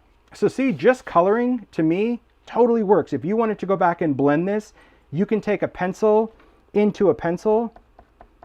So I'll show you how I'm just going to pull out this one area. just taking that pink and going into that red. You see how you can blend that color out pencil to pencil? You can totally do that. But because they're watercolor pencils, I'm going to let the water do the work. I don't want to have to think about that. So what I'm going to start with is just on the light areas, just using the tip of the water brush, right? It's that nice detailed tip. And I'm just going to color the light areas first just to get that area wet. Then I'll go into this dark area where the red and that picked raspberry, little barn door, little picked raspberry. Then I'm going to start wetting that. And because I've wet this light area first, it's going to start kind of attracting some of that color. It's going to start pulling that color into that area. If I see things getting a little too dark, I'm just going to wipe my brush right off onto a craft mat. I don't like to use a paper towel because I want to keep the bristles of my brush nice and wet, because after all, I am watercoloring, right? So just wipe that off. And that's really kind of the muddy color that I'm seeing. I'm just pushing this out, okay? So this is what we have so far. Easy blend, easy way. You can see down here, we can totally manipulate that color. But once you have stuff that's wet, I don't like to go back with a dry pencil on wet, okay? Could you dip the pencil in water? Yes, and we're going to get to that in another technique. But what I like to do if I'm just coloring, because I don't want to oversaturate anything, is I just like the ability to go with my brush right on that, because again, the whole entire thing is a water reactive pigment. There's no wood. Pick up that color, and I'll try to color as close to the camera as I can. And now I can just go and lay down. Look at how pigmented that is, right? I can lay that color down just from the tip of that pencil. And there's enough of that red to put it wherever I want it to be. I'll wipe this off, pick up another color. Again, it can be anywhere on the pencil, and start adding. Now, some other things that I've learned just from working with pencils, because it's pigment and moving it around, often, like, I don't just go in and color everything as if I'm painting. Sometimes I'll just go in, like, here's a little picked raspberry I'll show you, and I just kind of dab some of the color. See how nice and bright that is by dabbing it? Whereas if I paint it on, it's still vibrant, but it starts blending in with that other color. So it just depends on how you want to put down that color. And do the same thing with the light colors. You don't just have to do this with the deeper colors. Even the light colors, you'll see, you can lay down with that. Okay, so, and I'm just dabbing some of that light color into those petals. Perfect. Let me add a little bit more of that color down here, because it just doesn't, for me, it doesn't take long. But that's the other thing as a designer. I have to be confident in designing an art medium of how I would use it. Like I said, there's a bazillion color pencils out there, and they all are formulated for whatever brand or designer or company that wanted to create them for those characteristics. For me, I'm not an artist colorer, so I didn't care to design something to that level. But I will say, from the people that have used more artist grade, that they are happy with how these work and the quality and all of those things. But that's going to be, you know, I'll save the comparison videos for the YouTube people, because there's many people out there that do this for not just my products, for pretty much every product that comes on the market. So, but again, remember this, when you watch videos, even this one, it's the opinion of the person doing the video. So even when you watch, like, you know, product reviews, it's the review, but it's their opinion. That's their review, not necessarily the lay of the land. I kind of learned that from reading all the Amazon reviews. I have a slight addiction for that. I find that comical. Slight? Yeah. Yeah. I just like to read them. Sometimes I'm not even buying something. I just want to go and read what somebody has to say about it. Like I'll see something pop up in a search, and I see the reviews. I'm like, oh, I got to see what they have to say. Once you start, my gosh, you can't. Oh, they're hilarious. They're just really funny. The unrealistic expectations people have for something, right? Even when it comes down to value. So there you go. Again, a little bit. So you can see, just going in, blending those greens. Look how quick that is. It's just quick. It's, for someone that doesn't like to color, it's become very therapeutic for me. So some other things that we can do. So let's say you have a little too much color. To me, I think that's a little too pink, a little too much picked raspberry. I can go in and pick this color up from the brush and remove that. And I'm blown away by the fact that I can control this medium on top of a distress inked background in brown, no doubt, and not make mud, even though I'm watercoloring. right? Because this is water reactive. You would think like, well, hold on, even if you go over just this brown area, you know, is that distress going to re-wet? The answer is yes. So if I just go in and pick up this brown, it's going to re-wet that ink. So it's really up to you. Like you would just think, oh gosh, you're going to muddy up the color. It's so weird that it doesn't do that. Okay. So once you're happy with the coloring, and I'm happy enough with my coloring, I'm just going to give it a quick dry. Now, what am I drying? Am I drying the pencil? No, I'm just drying the water or any water that I added to this. And then I want to go in and add some white highlights. Now I will say that the white pencil, because I'm going to do highlights, that is one that I just like to have a little bit, I like to just keep it a little sharper, right? So I'm going to sharpen this one just because that's what there we go. Because I'm going to treat it like, well, almost like a gel pen, right? Like highlighting it. So this is where you can just go in and you can add this, and you can do this before or after you stamp it. It's completely up to you. But sometimes if you get a little heavy-handed, like I tend to do, it does allow me to go in and just add some of those light areas. And I'll show you in just a second like where I put this pencil. It's also, as you saw from Alberto's swatches, like a beautiful way to go in and throw in a highlight. Okay, there we go. So you can see just those little bits of white, and you could blend that out, but I know the stamping is going to also take care of that element. So then we'll go in, move this out of the way. Let's get the stamp tool. We'll hope for the best here. The other thing that I've learned, especially when it comes to inking and using a heat tool, especially if you do a lot of inking, is that paper also shrinks, right? So there's been times that I've done a background where I've taken a background and I've done so much inking and grunging and staining to my background, especially with the heat tool, wet, dry, and then I go in and try to line it up and my paper has shrunk a little bit. I'm not too bothered. To me, I'll just consider that just a cool effect. So for this, I'm going to focus my ink on the flower area. If I get some ink on the text, that's okay, but I also don't mind that my text could be a little bit faded, okay, a little bit different than the rest. And we'll take this, just apply just some normal pressure to that. Again, no CPR stamping. Yeah, this is what I was talking about. Take a look at that, right? See, this is a little shifty. I'm okay with that. I am. I'll add a little bit of, actually, I think I'm a lot okay with it if you keep your distance. But I do love the look of that second stamped layer. Now, some other things that you can do on this second stamped layer is, let's say we wanted to take this and lighten some areas, okay? Now I have the ability to go in, add some water, okay? This is the part that I think surprised me quite a bit, especially like in this dark brown area. My pencil's not really doing anything, okay? My pencil actually stays put, and I'm going to take a paper towel and I'm going to lift up some of that brown from my background, because to me that's just going to make this pop even more. There we go. It just gives me a whole different aesthetic to my background, okay? Again, because we're dealing with waterproof ink, you have the ability to kind of lighten things. Yeah. Well, I think you have to be okay, because sometimes you're good, sometimes not. So is this something I would use as a focal point? Heck no. This is something that I'd be like, okay, I'm going to cut this here and I'll salvage that part, and that's going to be part of a collage, right? Because that in a collage is going to be great. Again, I think as a maker, if you get what you get and you don't throw a fit, you will enjoy the process way more, right?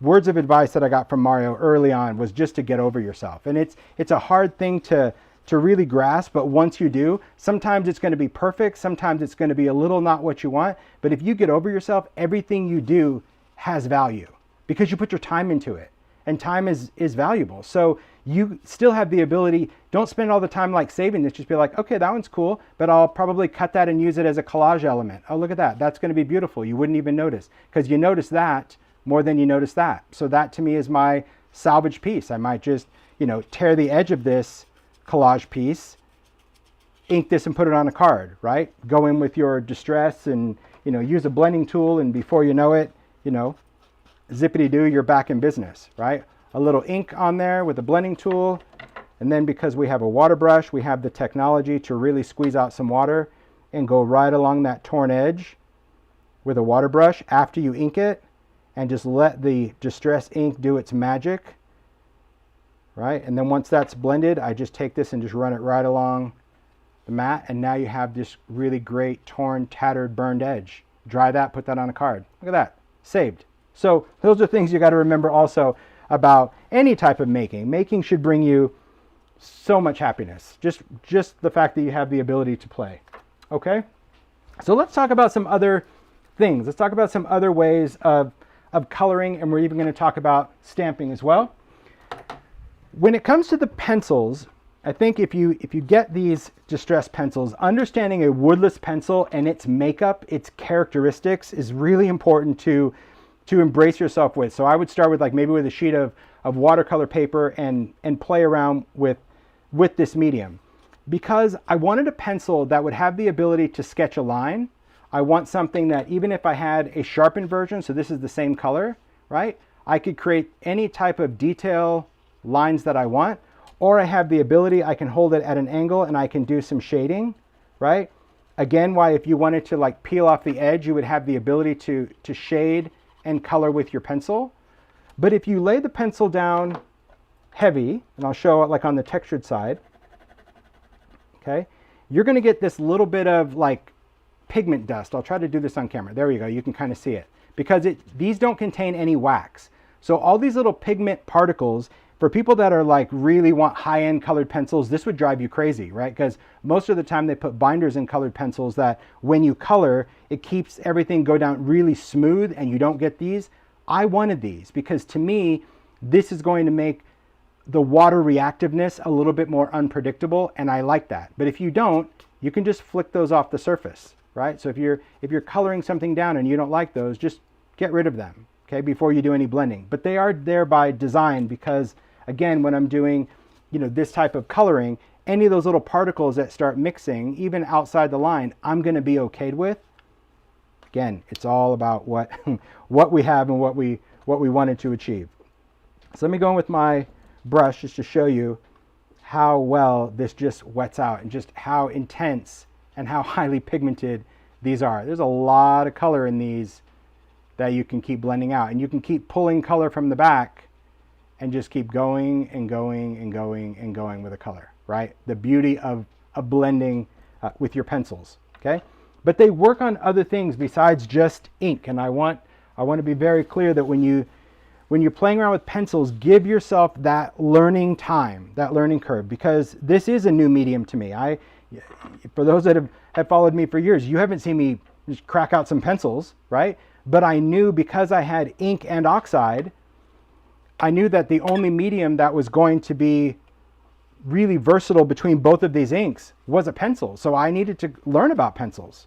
So this isn't something where I've done for years, and clearly I need a lot of work, but I like the idea that even for someone new like me to work with it, it gave me that flexibility and the ability to color and blend with ease. I really liked that whole idea with that, okay? If you're doing things on a background, we'll go back to oxide, right? We talked about brown background. I demoed on brown and gave you this example just to show that even the dirtiest of color, you can get some vibrancy. But if you're doing some type of collage stamping, right? So this was just a tag where I had all of my inks in the background, all my oxides and inks. I loved all of this pencil work I was able to do. All the little scribbly bits, all the little blend. Not everything had to be watercolored, right? I was able to just color, do a little bit of blending, but really take the pencils and add some fun details, right? You can go in and just, right? I can add some color right over the top. I can leave it there. Or I love that I can just blend it out with my water brush. See? And this is the other reason why I love a water brush, because I can just pick it up and it's ready to go. I don't have to like dip it in and scrape off, brush off any water. I just always clean it on a craft mat. But see how you can just add the details? I love where the white pencil comes into play. I love the black pencil, adding those little scribbly bits. You're going to see that working with a woodless pencil just gives a lot more flexibility when coloring on surfaces, including paint, right? Now, I'm not a painter, right? Dina Wakely is the painter. And by the way, if you're wondering, I'm not going to do comparisons, but if you're wondering, because Dina also designs for Ranger, how are these different than Scribble Sticks? Her Scribble Sticks are a highly pigmented paint stick. So hers are way more pigmented and opaque than these woodless pencils are, okay? So if you're really looking for something that's going to be more like a paint, I recommend looking at Scribble Sticks because that's going to be your jam. This is definitely more of that pencil quality to scribble, to draw, and to blend. Not to say that you can't do that with Scribble Sticks as well. You can do that, but if you follow Dina, you know she likes to use them much more in a very organic art way than a little detailed scribbling outline way. It's fun. I mean, I think having different art mediums and different options is what it's all about. So this is just a tag I did with some Distress paint as my background. I put some Distress paint on a craft mat, sprayed it with water, swiped it through because this is a water reactive paint, but this is an acrylic paint that dries permanent. So I stamped my butterfly on there because I wanted to see how would these work on a painted surface, right? How would these color? And I was happy to say that I love how these worked. I think that they were really beautiful and really vibrant in how they worked over the acrylic paint. I wasn't sure it would work. I thought that if we did acrylic paint that maybe those pencils would kind of bead up a little bit or not lay down the way they did on oxide or ink. So I was really happy with how those worked. So on a background like this, I'll just take some, we'll take some pencils again, just work with some different colors. I'm just going to color directly over this, and I'll show you this before I go in and blend, right, what I want to do. Not putting down too much color to start because I always love the ability to go back and do some different things. So here I'm just coloring directly over that stamped image, but I'm not covering the image because on this one I don't want to stamp it a second time. If you were going to stamp it a second time, well then you can color in as much as you want. Adding a little villainous potion there. Let's do some picked raspberry. Let's add a little picked raspberry over the top. Let's even add some yellow because I do love, you know, we'll add some mustard seed and we'll even go in and do a little spice marmalade. So yellow and blue make green, but not with these pencils. Well, if you had yellow and blue pencils, yes, but I'm saying over your background, it's really surprising how these maintain their color integrity. Take a little cracked pistachio. I'm just doing this before I blend. Can you tell I don't even care what tins they go back in now. Because I know after this, they get to run free in their tin together. All right, we'll do a little twisted citron. Okay, so this is what I have right now. Not a lot of color going down, but it's a starting point. So next I'll take my water brush and I just get it started by just swiping it on because as soon as the bristles bend on a water brush, I don't know if you can see from my pork chop fingers, the water just releases. Not drips of water, that would be a bad water brush. Again, you get what you pay for. Some water brushes you can find like, you know, 3 for $5. You get what you pay for. This has that valve system. It's a beautiful synthetic bristle that always maintains that wonderful point, but it has the flexibility. So I'll start with my light colors, and again, I'm just going to blend. Oh, where do you see this? It's amazing how it works on paint, which would also work the same on gesso. Okay, but like, just look how I was able to blend that. I'll see how much coloring I can do holding this up. Okay, I'm cleaning here, so when you see that go down, you'll see some of the color because I just want to pick up some of this picked raspberry, and I didn't necessarily want, oh, see, I'm going way outside the lines. I'm looking through my phone to try to paint. That's okay. Very impressionistic. I'm okay with that. Look at that. Look at that seedless preserves. Whoa. So I know I have a lot of color. Then I'm just going to go into that blue. So I clean my brush. I'll add water to that little villainous. Okay. Then I just kind of bring everything together. So this is where I move the purple into the blue. So remember, as long as you've wet all the areas, this is where you can start pushing and pulling those colors together. If you didn't have that blue area wet and you just push that purple in there, you wouldn't get this blend of those two colors. Both areas need to be wet in order for those colors to meet up and become friends. All right? Look at that. I'm not doing too bad. I don't know if you can see. I can't see much, but that's not bad at all. I think you're doing really good. Jeez. I'm literally holding it through my phone and I'm looking through my phone, which is crazy. Okay. Look at that. Now let's go in and just blend this out a little bit. Perfect. I'm going to add a little bit more pink up there.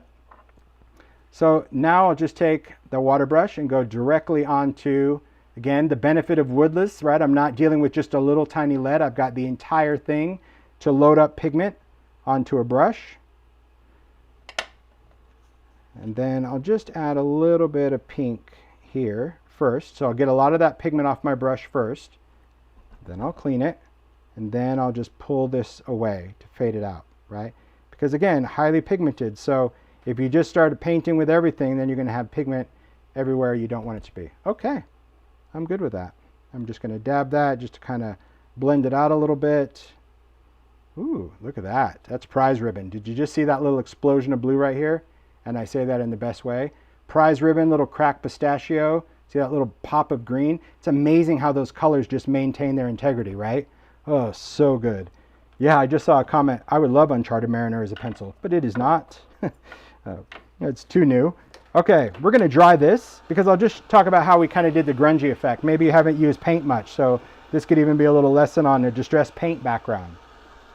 Okay, so here I'm drying this, and you can see that you don't always have to stamp it again. You have perfect detail. It just depends on how heavy you choose to lay down the pencils. Okay, but now that this is dry, I'm going to take Distress ink, take just a blending tool, a little bit of ink on there, and then I'm just going to blend some brown over this tag. And I'm hopping around at first because I have the most intense amount of ink on there. Some people, when they go to blend, they ink up the tool and they start and they expect it to, like, I don't know, fade or self-feed ink. You have the most amount of ink when you dip into your ink pad. So transfer that color in many areas, then go in and kind of merge the colors because you have less ink on the tool, and that's what's going to give you the ability to create those softer blends. If you start dark and you just work from one corner out, you're going to go from dark to light, right? You need that darkness to kind of bounce around all the areas. So even if you're working on a card panel, see, you never know what you're going to learn in a demo. Even on a card panel, ink, ink, ink, ink, and then go back and blend. If your ink is designed to blend like Distress is, you should have no problem going back to it and blending it out, okay? So once I blended this, I'm okay with it, but I'm not thrilled with it yet because what I want to do is add water. Again, I wanted something that I could create some cool distress effects, blend with water, but also not be so fugitive that when it gets wet, the pencils wick out the way a marker would or ink. So now I'm just dripping some water onto the tag, getting some big areas, and I'm going over kind of the whole thing just with some water. I'll dry it for just a couple seconds because I want to outline those water drips. And then we'll take something absorbent. Paper towel is perfect for that. And we're just going to dab and lift. And look at what we've created. Just look at how cool that effect is, right? See all that water? It's almost just like fireworks in the background. Because the water not only lifts the ink off of the background, but it lifts off of the paint. Remember, our paint, our background, that was weathered wood paint. Remember, it started out as light blue. I didn't ink over the butterfly. I wanted it to stay really luminous, but I love how the ink not only lifts from the paper, but it lifts wherever it goes over the paint and gives you a whole different effect, right? Just beautiful. A great way to add color into that distressed world. Now, could you go a little messier? Heck yeah. And am I? Heck yeah. Meaning I can go back in with a water brush now that I'm pretty happy with the background, and I can just try to move some of this pencil just outside the lines in areas, just to give it, you know, a little bit more of a watercolory look. And you're going to see when we start, we're going to go beyond ink and paint because the world of distress is more than just ink and paint now, right? It's got a lot of mediums. So I'm just taking my brush and I'm just pulling out some of those colors. But see, I love that look even more. See where we got a little bit of that smudgeness outside? Beautiful. And then I'll just dry that. There, you can see where I just used the water. So I didn't use it on the inside. The inside's the inside. But I just took a little bit of that outside color and pulled that out. So when it dries, you're just going to get a little bit of a purple glow, a little bit of that yellow, a little bit of that pink. And I don't know. That's what I'm saying. Like, some people would be like, I cannot believe you colored inside the lines only to go back and color outside the lines. And why not?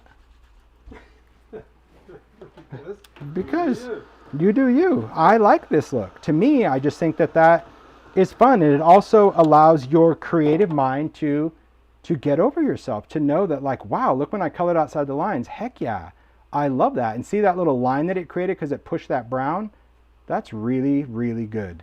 All right, I'm just gonna dry that. Yeah, beautiful. I agree, Susan, it is. It's much more of a loose look, but see, it's not for everybody. Some people want to stay, you know, a little clean, but hopefully this demo is kind of giving you this idea of, like, okay, I can color over this, I can double stamp, okay, I can color inside the lines, I can color outside the lines, okay, I can just color and just do a little water blending, but none of this dragonfly, this isn't blended with water. This is just pencil on pencil on pencil on pencil, right? You could do that as well. But it goes beyond ink and paint, right? Let's talk about other mediums. You know that I love a good collage, right? We all love a good collage. In fact, just because I cannot wait, I'm not going to. You guys are going to be totally fine. These are coming right out of the sets. I was going to try to hold out to the end, and I'm like, this is how I'm going to use them. These are great. I'll still use them for, again, travel things if I wanted to, but this is just how I want to work. This is how I like to work with colors. I like to dig in the box. Okay, I love a good collage. So this is done using collage medium. And when you're working with this, let me actually just grab a couple of things. Distress collage medium. I love how when you collage with Distress collage medium, especially matte, it creates a matte finish, okay? But it's sealed, so this is almost like a gel medium. And what's also really interesting is that working with something that is woodless, I wanted the ability to use it the way I use other mediums. Because some people are a huge fan of Distress crayons and the smudge ability. I am one of those. I love the smudges of that. Exactly, see, Kathleen's got it. Now I have 3 new storage boxes for something else. Yeah. Doesn't go to waste. This is going to actually be perfect for some, probably even ephemera. Heck, that's going to be like the perfect tin for ephemera. Take out this little insert. Ooh, look, I'm going down a whole other road. I'm sure Ranger's like, seriously, you want us to design this insert just so you could rip it out during your live? Yes, because you might just want to keep that tin. This is all done with pencils over collage medium. So if you've seen this demo with crayons and the smudge ability and all that, you can still use crayons to achieve a very similar effect. But if you want more control, it's pretty amazing that on something that is covered with collage medium, like a gel medium, you can see that coverage, that I could take something like a pencil and literally color over that, and it goes on. Wild to me that I have the ability to just color directly over that medium and get those pencil marks. Again, we're dealing with this dry. So add some colors in here. Just coloring in there. And you can color over the ephemera. We can tint our paper doll, right? So you can give that guy just a little bit of a brown suit. Because even though it's dark, you could have a green suit as well.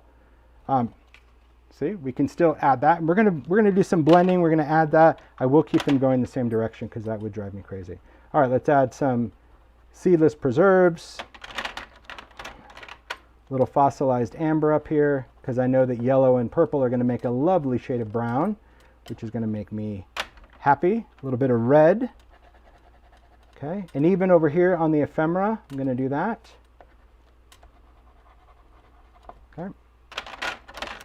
Let's see. Let's take a little bit of picked raspberry down here. A little orange. See, so much. Oh. It's like freedom. My gosh. It just is. See, this is how I colored as a kid. Not kidding. I've said it before. You know, everybody got those boxes of Crayola with stadium seating, right? They love that. Besides, they smell great, but they love that. Me, I just took it, just dumped them out because, I don't know. I like to let my imagination just take me wherever it wants, right? Your hand is going to be like, you're going to grab that one. Okay, you're going to grab that one. And don't second guess yourself. Just whatever you have, just take it. I'll put that there. Okay, let's see where we're at. This could be a whole hot mess. Yeah, just because we have some color down. Now let's play, because right now this is all we have. And could you do one at a time? Yes, you could, okay?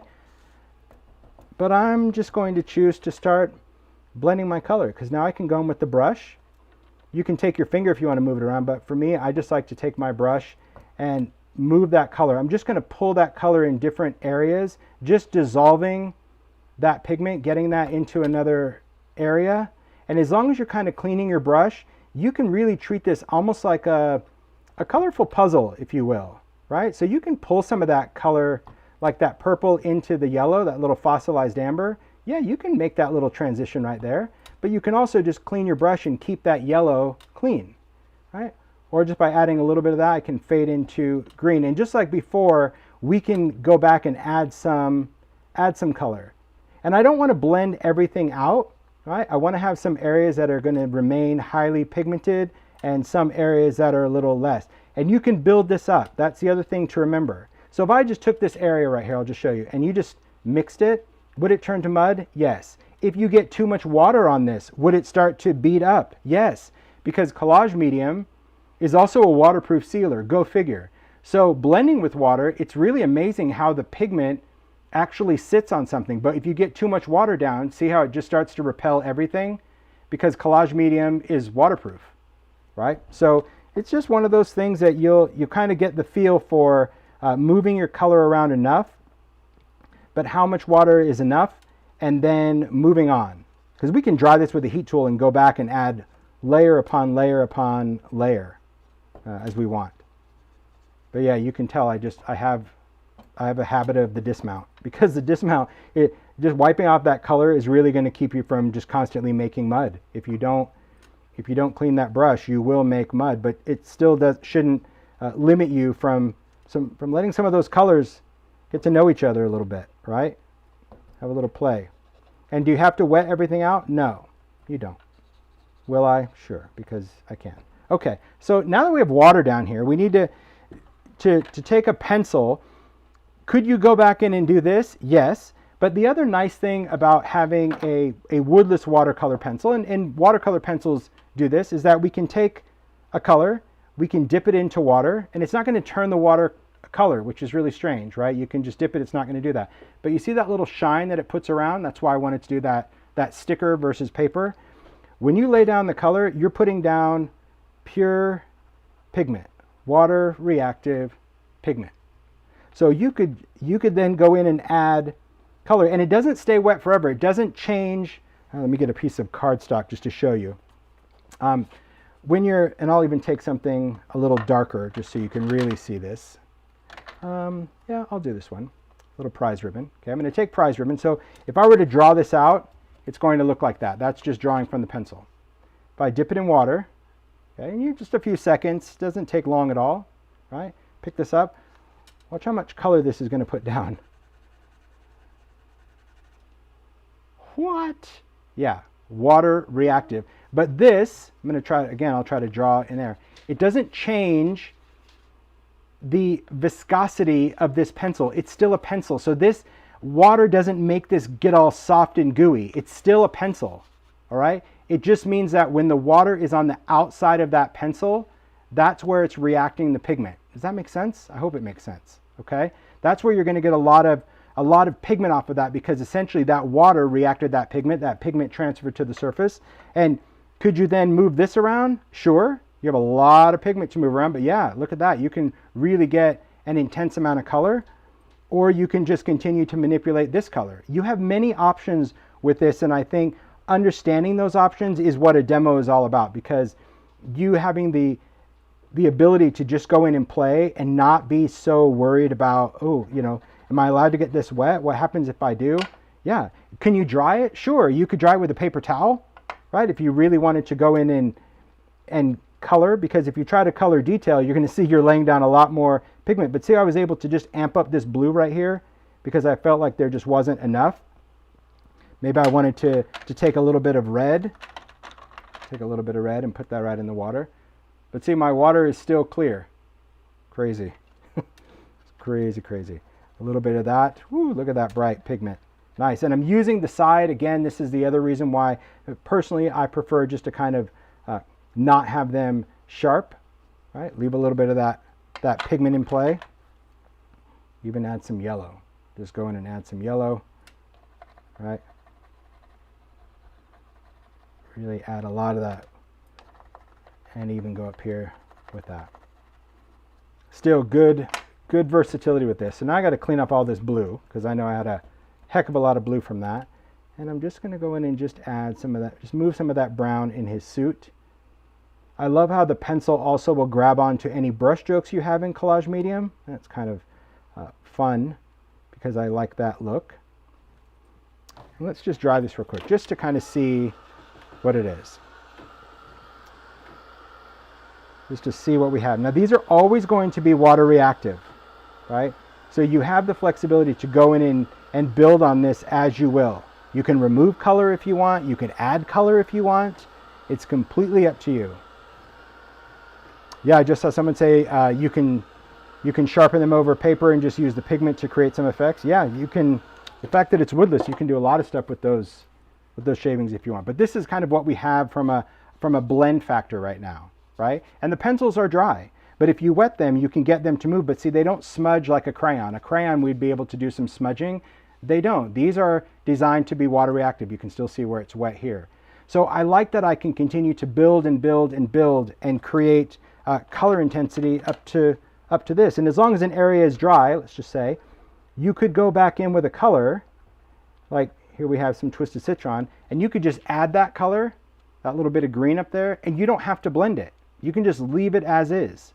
Okay, totally fine to do that. The point is, playing with these is going to give you a lot of flexibility. Are these available in singles? You're asking if they'll ever be. I don't know about ever. You know, I know when Distress Crayons first came out, they were available as sets, and then for a while Ranger did open stock, and now on the crayons they're back in sets. So you never know. I think it just depends on how well they do and when people want new, but there are no plans to do individual open stock right out of the gate for the pencils. We're starting as the set. So yeah, that's the thing, you never really know. It'd be great if they did well enough that they could be open stock, wouldn't it? So if you wanted to take away some color, so let's say you just don't like this, okay? You're like, I don't really like it. Here's what you need to understand. Because we have Collage Medium has created a barrier, so I just added a little bit of water to a paper towel, or you could use a baby wipe if you want. It has created that barrier, but I want to talk about the intensity of the pigment of a pencil versus a crayon. A crayon, if you've seen this demo where we've done this and did a stencil, the crayon comes up completely, gone, it's out of here. But do you see how that, even with a damp paper towel, how that pigment is stained, right? I'll wipe out some of this red. Let's just take some water. Different mediums do different things, right? So even taking this off, it took off most of the color, but it did leave behind that staining because these are a totally different animal. It's a highly pigmented stick, but I wanted that for the intensity. So can you remove some color? Sure, you can remove, but will it stain even Collage Medium? Yes, because of its formulation of being, you know, a highly pigmented pencil. So here I can take the white, I can scribble maybe an outline, maybe I can do, you know, some pencil lines, some little ziggity bits, whatever you want to do. Ziggity bits. Well, you know, just because if you have that, you can just be really kind of freeform with just that little sketch. So maybe you just want to go around his suit, right? Color right over there. Maybe we wanted to take black, right? And also create almost like, you know, just some markings on there with black. You don't always have to go in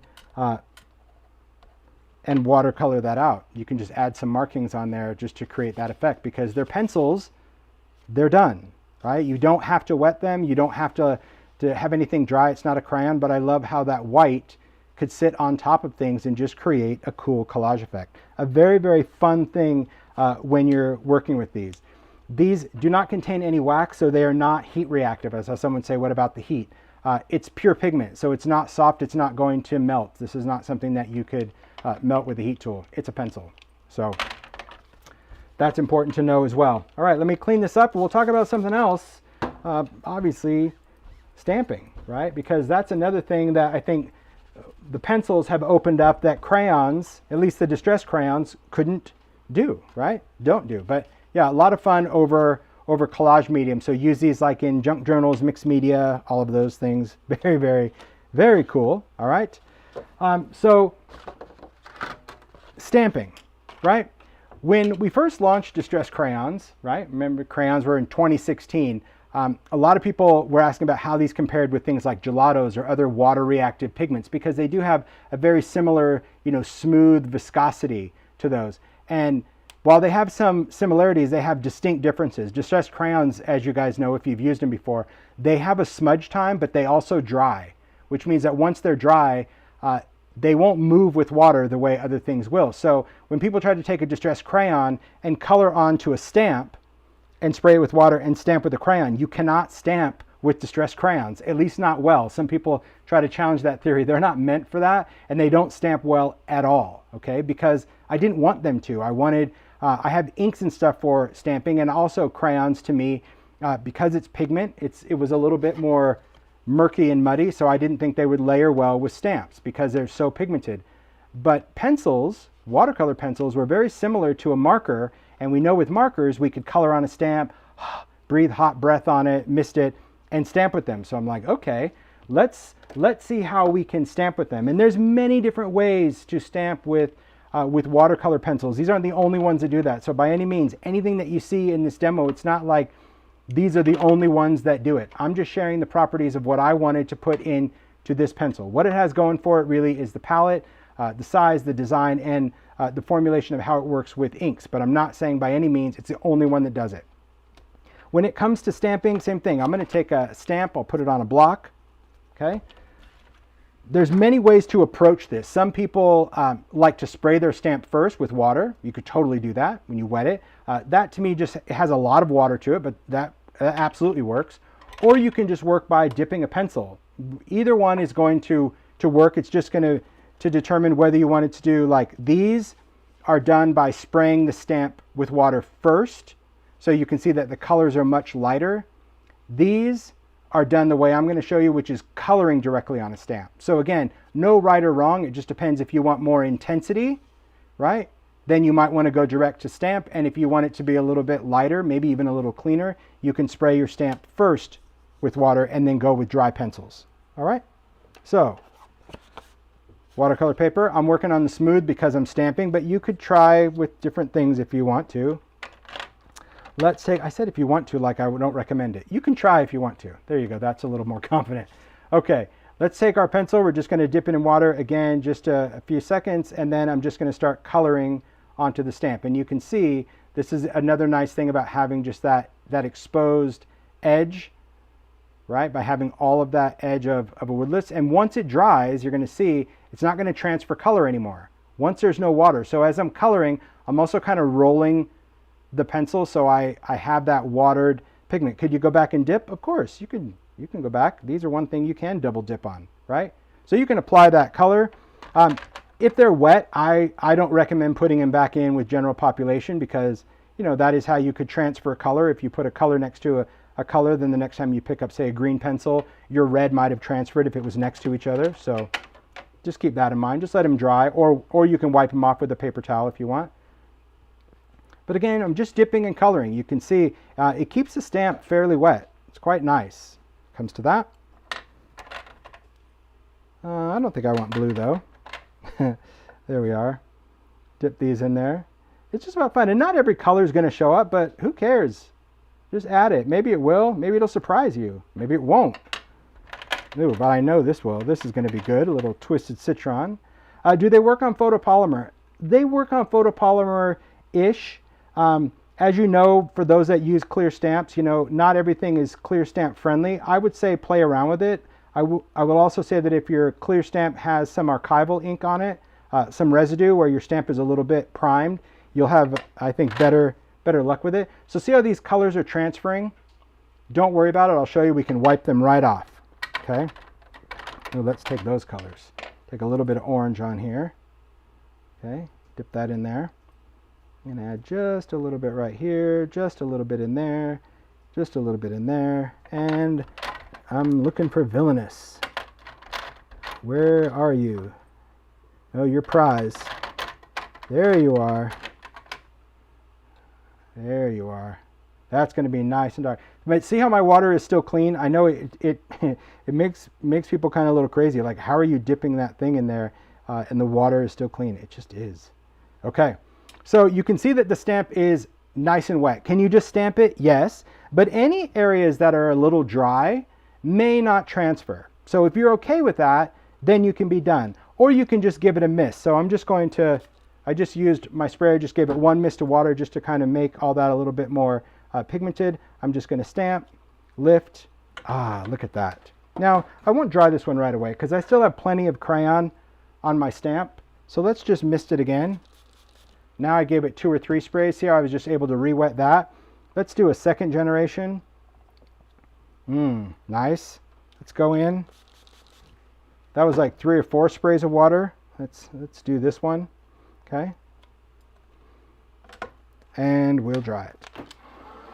Because watercolor always looks better when it's dry. Always, always. In my opinion. I think when it's wet, it just gets a little murky. But I do love how this works. And I want to show you the same thing with a wet stamp, because there is no right or wrong. But when you dry a watercolor, almost things come back into focus. So you kind of have to remember that. Look at that. Look at those beautiful colors and how they blend. And you can play around, right? If you didn't want to spray it with water, could you spray it with things like a mica stain? Yeah, mica stain is just going to add color, but if you did a mica spray that just has the pearlescent in the liquid, then you're going to stamp with kind of the whole thing being pearly. So mica sprays over mica stain is really fun for that technique. Okay, these just have more water, so I'll talk about when we use more water.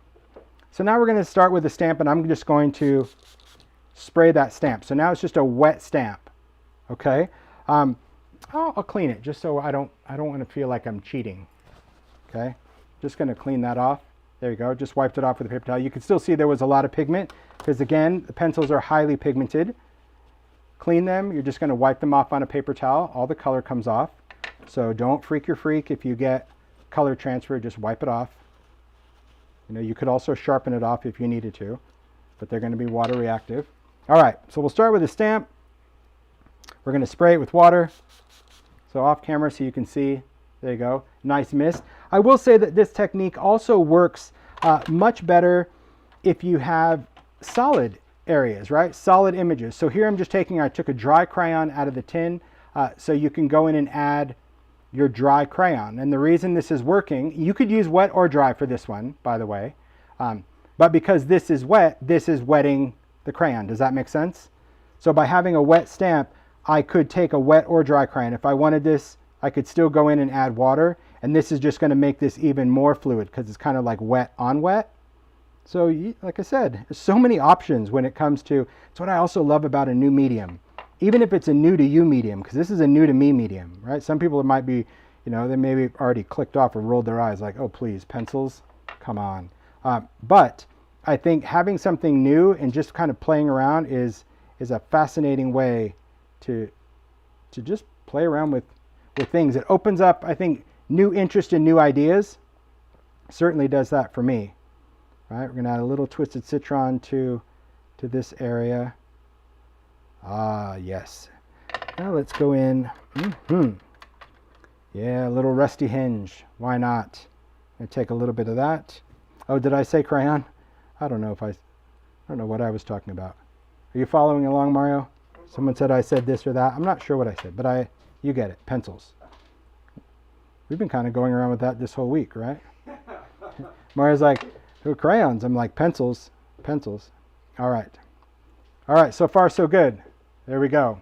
So again, I'm going to mist this once just to give that nice reveal. And you could even do like a splat stamping. Another cool thing is like, you know, taking that and just, you know, hitting that down and getting into a little bit more of a splatter. And splatter is what's going to kind of fill in the blanks as well. So I just sprayed that, right? The splat just puts more water in there. And that's like stamping with purpose. So those that really like that whole kind of frustration stamping, this could be your jam, right? Just sprayed it again, right? It just, you can see the water drops around it, but I love how it disperses the color differently than when we did it dry. So let's dry these, kind of see how these go, right? Just so you can see the difference, because there is a difference, right? Beautiful, beautiful, beautiful. All right. So I want you to see the difference of wet stamp or dry, because you get to choose which one is going to obviously work. So this, again, was using a dry stamp, dipping the pencils and coloring directly onto a dry stamp. This was, see the difference? This was working on an already wet stamp, applying some of the pencils dry and some of the pencils wet, because you could do either or. It doesn't really change the outcome. But even like on that third generation, right? You just get more, to me, you get more organic, and especially if you're stamping it with purpose. But to me, they're both very beautiful, and they have just, they're so fun just to sit here and just not care. And that blows my mind. Like seriously, all those colors in there, how is that still clear? A new medium, a new art medium that just becomes incredibly fun and incredibly friendly when you're playing. And these, I mean, you can see all those colors there. So even when they're sitting this could eventually be a palette as well. Look at that color on there. Yeah, I think I'll just clean that off. But another benefit to having that sticker, it just cleans off. So, you know, everybody's going to have their own opinion and likes and dislikes of how an art medium should be. But for me, as the designer, I wanted it to be the way I would want to use it in the world of distress. And so whether I'm stamping and doing watercolor, I think that I love the look of that and how that plays. Whether I'm doing collage medium and doing collage work, I love that I have the ability to do that. If I'm working over an oxide background, right, I can create all sorts of different stamped images and color on an oxide background, or I can do it over an inked background. Also very cool to work on ink or oxide, and even working with distress paint. You know, having a new coloring tool, if you will, that to me is really the magic of these new Distress Watercolor Pencils. So there we go. That is what's new.